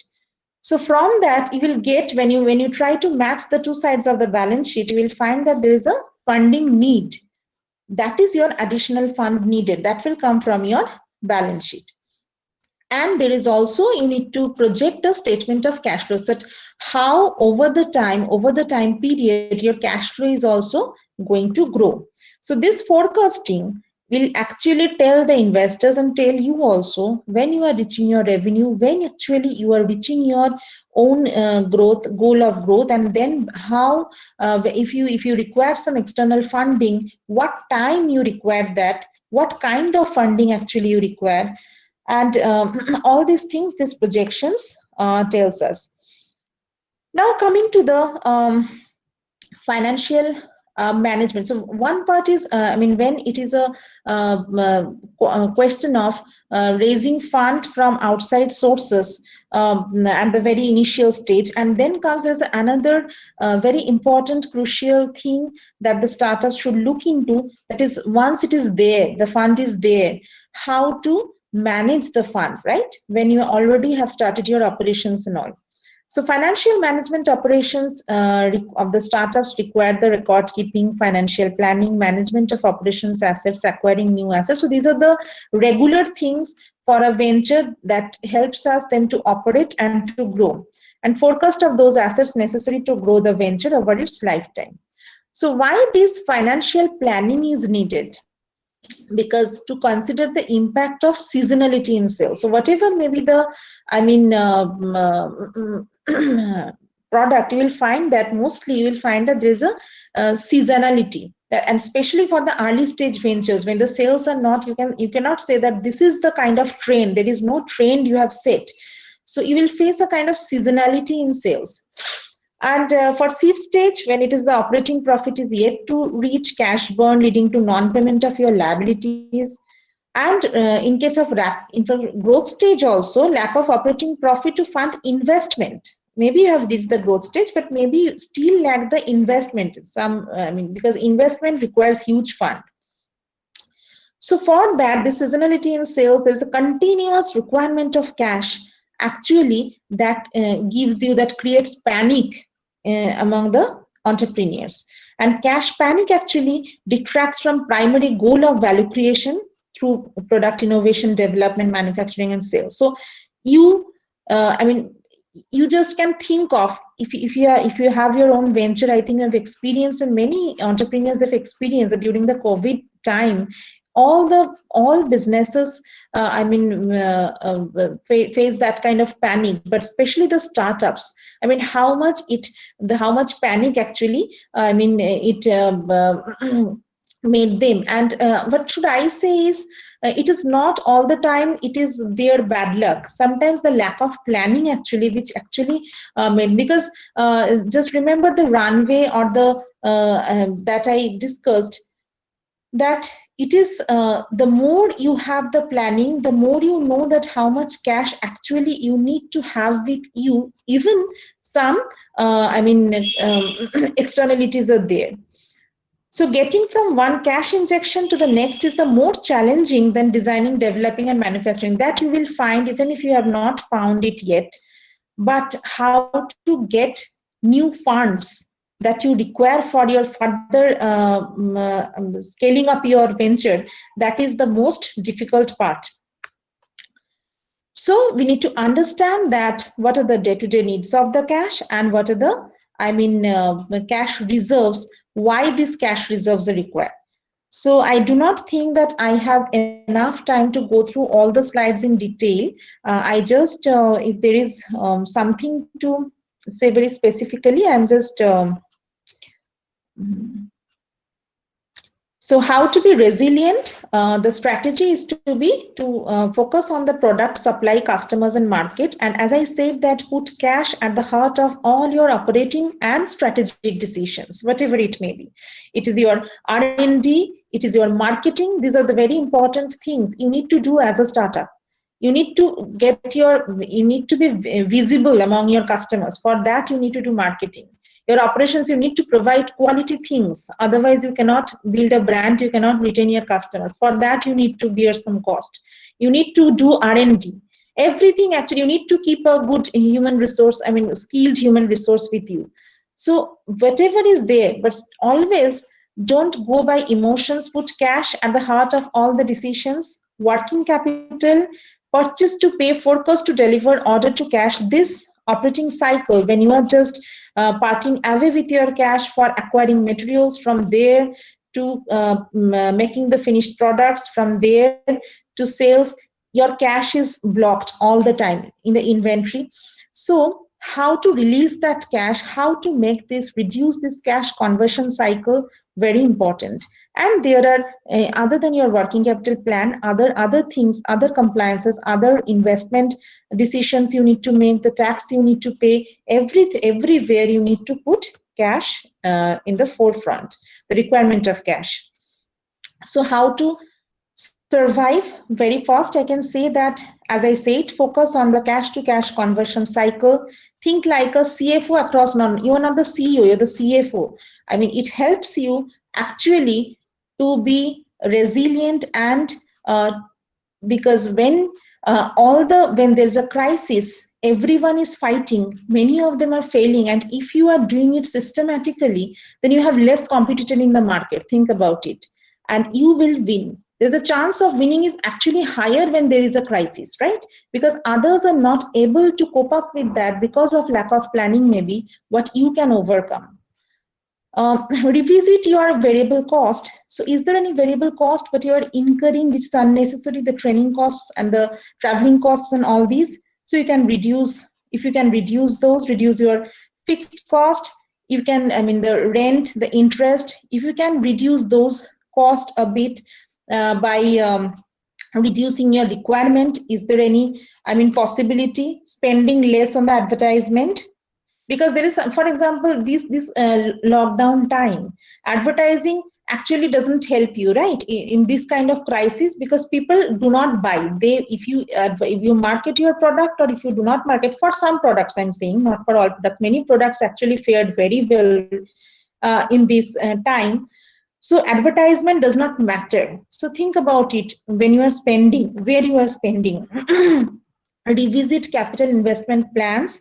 Is it possible for you to change your capital investment plans given what your capacity, what your cash,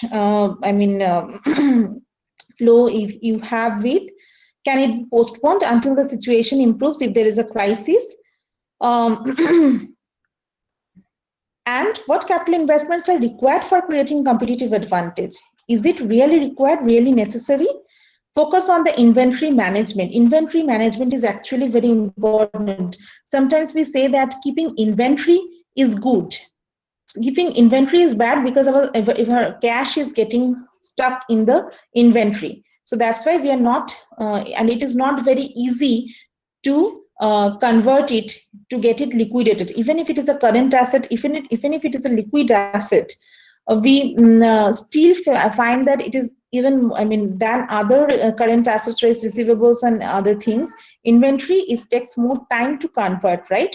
But at the same time, if there's a sudden increase in the demand, so then how will you support that if you do not have the inventory? So that inventory management is very important.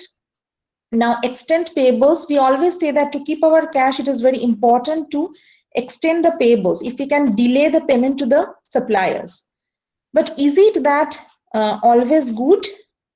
Just remember, there may be some suppliers that is very crucial for you. They are giving you quality material at a cheaper cost. So can you identify and can you make certain terms with, or can you identify and treat them differently by not extending payables, because your supply chain disruption depends on the risk of your other friends in your supply chain also. So if you are putting them at risk, then you are also at risk, right? So extend payables, but intelligently, whether it is really giving you an edge or it will actually making you in difficulty, placing you in difficulty. Then manage and expedite the receivables. Again, the receivables focus on the, it is also, if it is possible, that customer specific payment, if you can focus, and if you can think of, if you want the cash, if you are not finding any funding options from outside, there is no government funding or relaxations in your loans and other things, So sometimes it is that the customers actually are going to support you. So giving them some, I mean, leniency or some kind of discount if you can release some cash out of there. Consider alternate supply chain financing options, as I said, this one, and changing the feasibility of the business model. One example is given that if your primary markets are international, how might you pivot to domestic markets? So with your own built up capacity, with your own resources, can you just think of either to diversify your sales or your products, or if you can think of just going for another market with your capacity, you need not to bear some additional expenses. So an alternate source of revenue streams, if it can be there. Convert fixed to variable cost. Sometimes if you can outsource some of the things, some of your expenses among like contract manufacturing, third party warehousing, etc. So I mean, if this can be done. So to summarize, how to think, how to plan, how to project your business, even if you know very detail about your finance, just first you need to know what are the requirements, what are the sources of the fund, what are your requirements explicitly, and what are the sources to meet up those requirements. Then the burn rate, which is very, very important, how first you can, start building your cash. Then the runway, the longer the runway, the more you can relax. The break even, how first you can reach the break even. The cost of the product, the sales volume, whether you need to scale up to cover up all your cost. What should be the pricing? Can you increase your price? And there are step-by-step approaches. First, go for the monthly projections, half-yearly projections, and then try to see that your performance and your projections, how these are matching. Don't only go for some long-term plans and projections and vague assumptions without having a clear idea about how to convert them in the numbers. So I think, I have just discussed some general points, and now this is over. So over to Mrigang. So if any questions or anything is there, we can discuss, or else I can complete my Yes. presentation. Thank you, Professor Bhattacharya. So I'd like to uh, invite participants. If you have any questions, please come forward. Madam, there are two questions. One, could you please briefly explain the concept of runaway? And second, what in a FMCG or a food kind of industry, what should be an optimum working capital that we should always aim for keeping safety working capital so that we are never in stress? No, actually, when we talk about the runway, so that is, so sorry, for example, you need to first calculate your own runway. That is the time, the duration when you are not fully run out of the cash.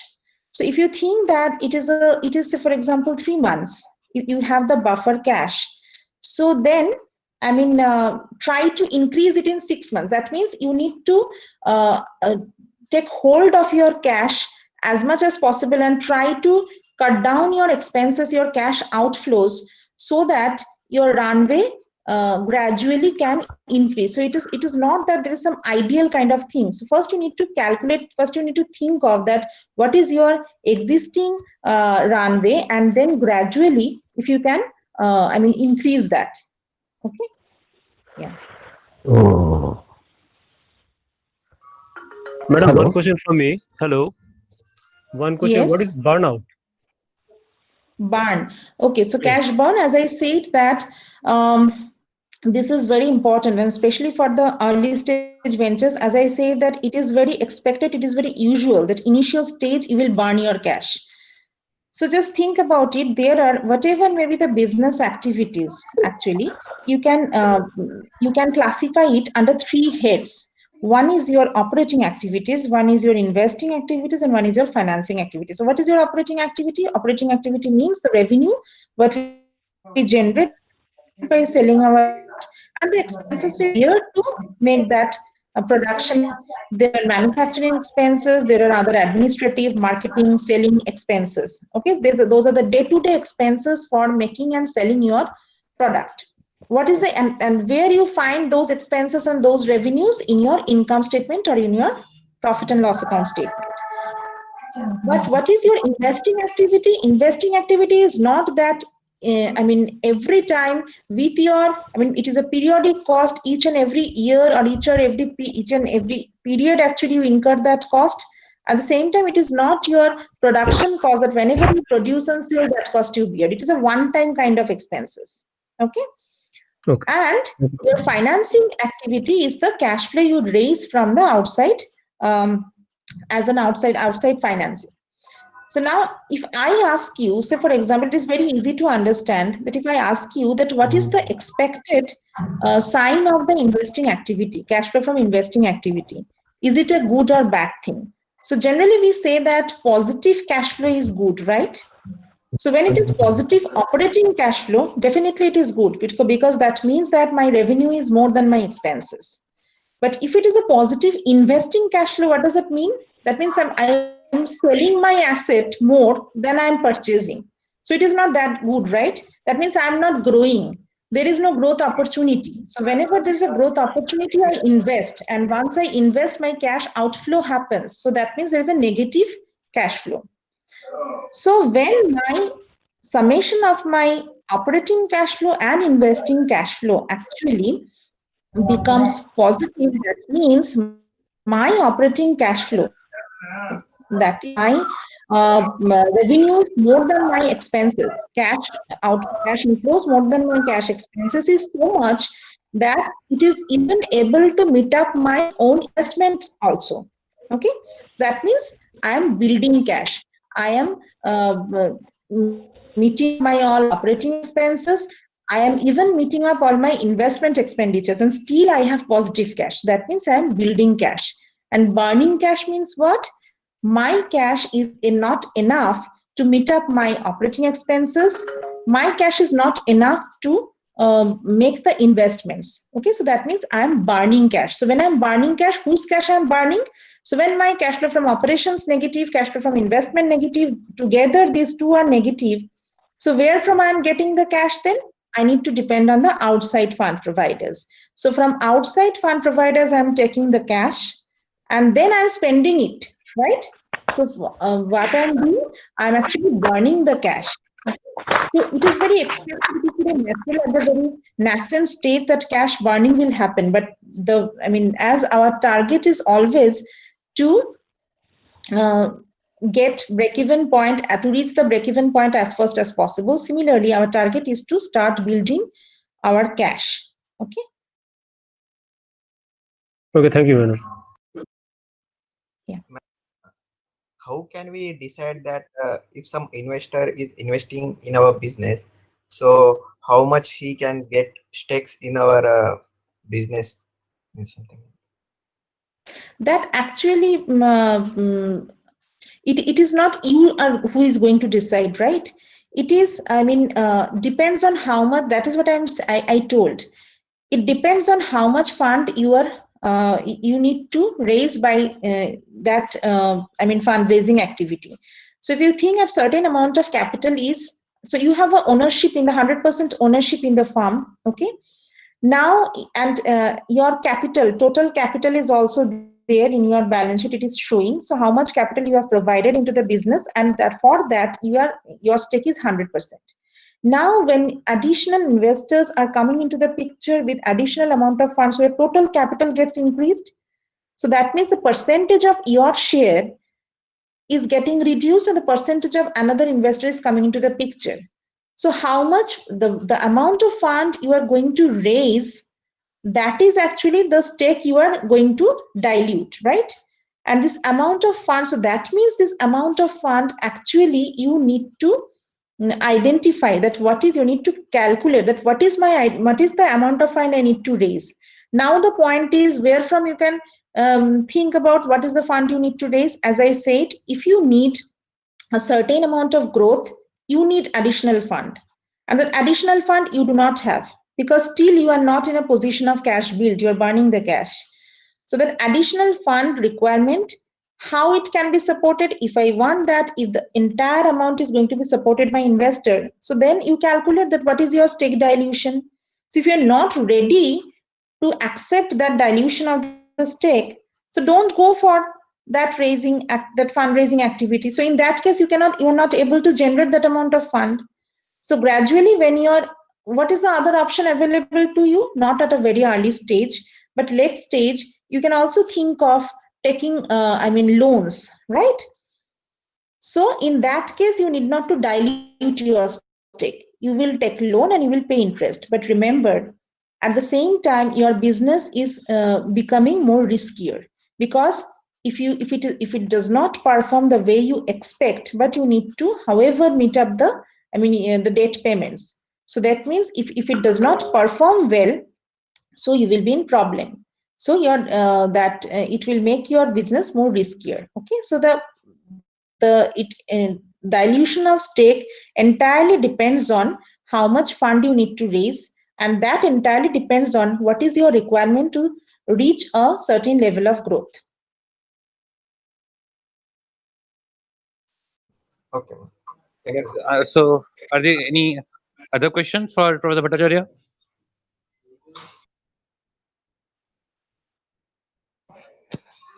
If not, then we can conclude the session over here. Yes, If you thank have you, more Vibha. questions, yes, yes, hello. Yeah, thank you all. Thank So you, I can Professor Bhattacharya, for such a detailed and informative session. So you captured the details of financial strategy for early stage startups in very crisply. If the participants have more questions about the topic that has been discussed, please feel free to email us. We will be happy to connect you with Professor Bhattacharya. Also, remember that all these points that have been discussed may be useful for you in the hackathon also. Tomorrow we will be having another session where you will be given information about the hackathon, and we will discuss the format, how you have to submit. So there, all this information that has been covered by Professor Bhattacharya as well as Professor Mandal, that will be very useful. So thank you all for connecting for today's session. Looking forward to your association tomorrow. Once again, we all thank Professor Bhattacharya and Professor Mandal for such informative session within a short time. Thank you. thank you.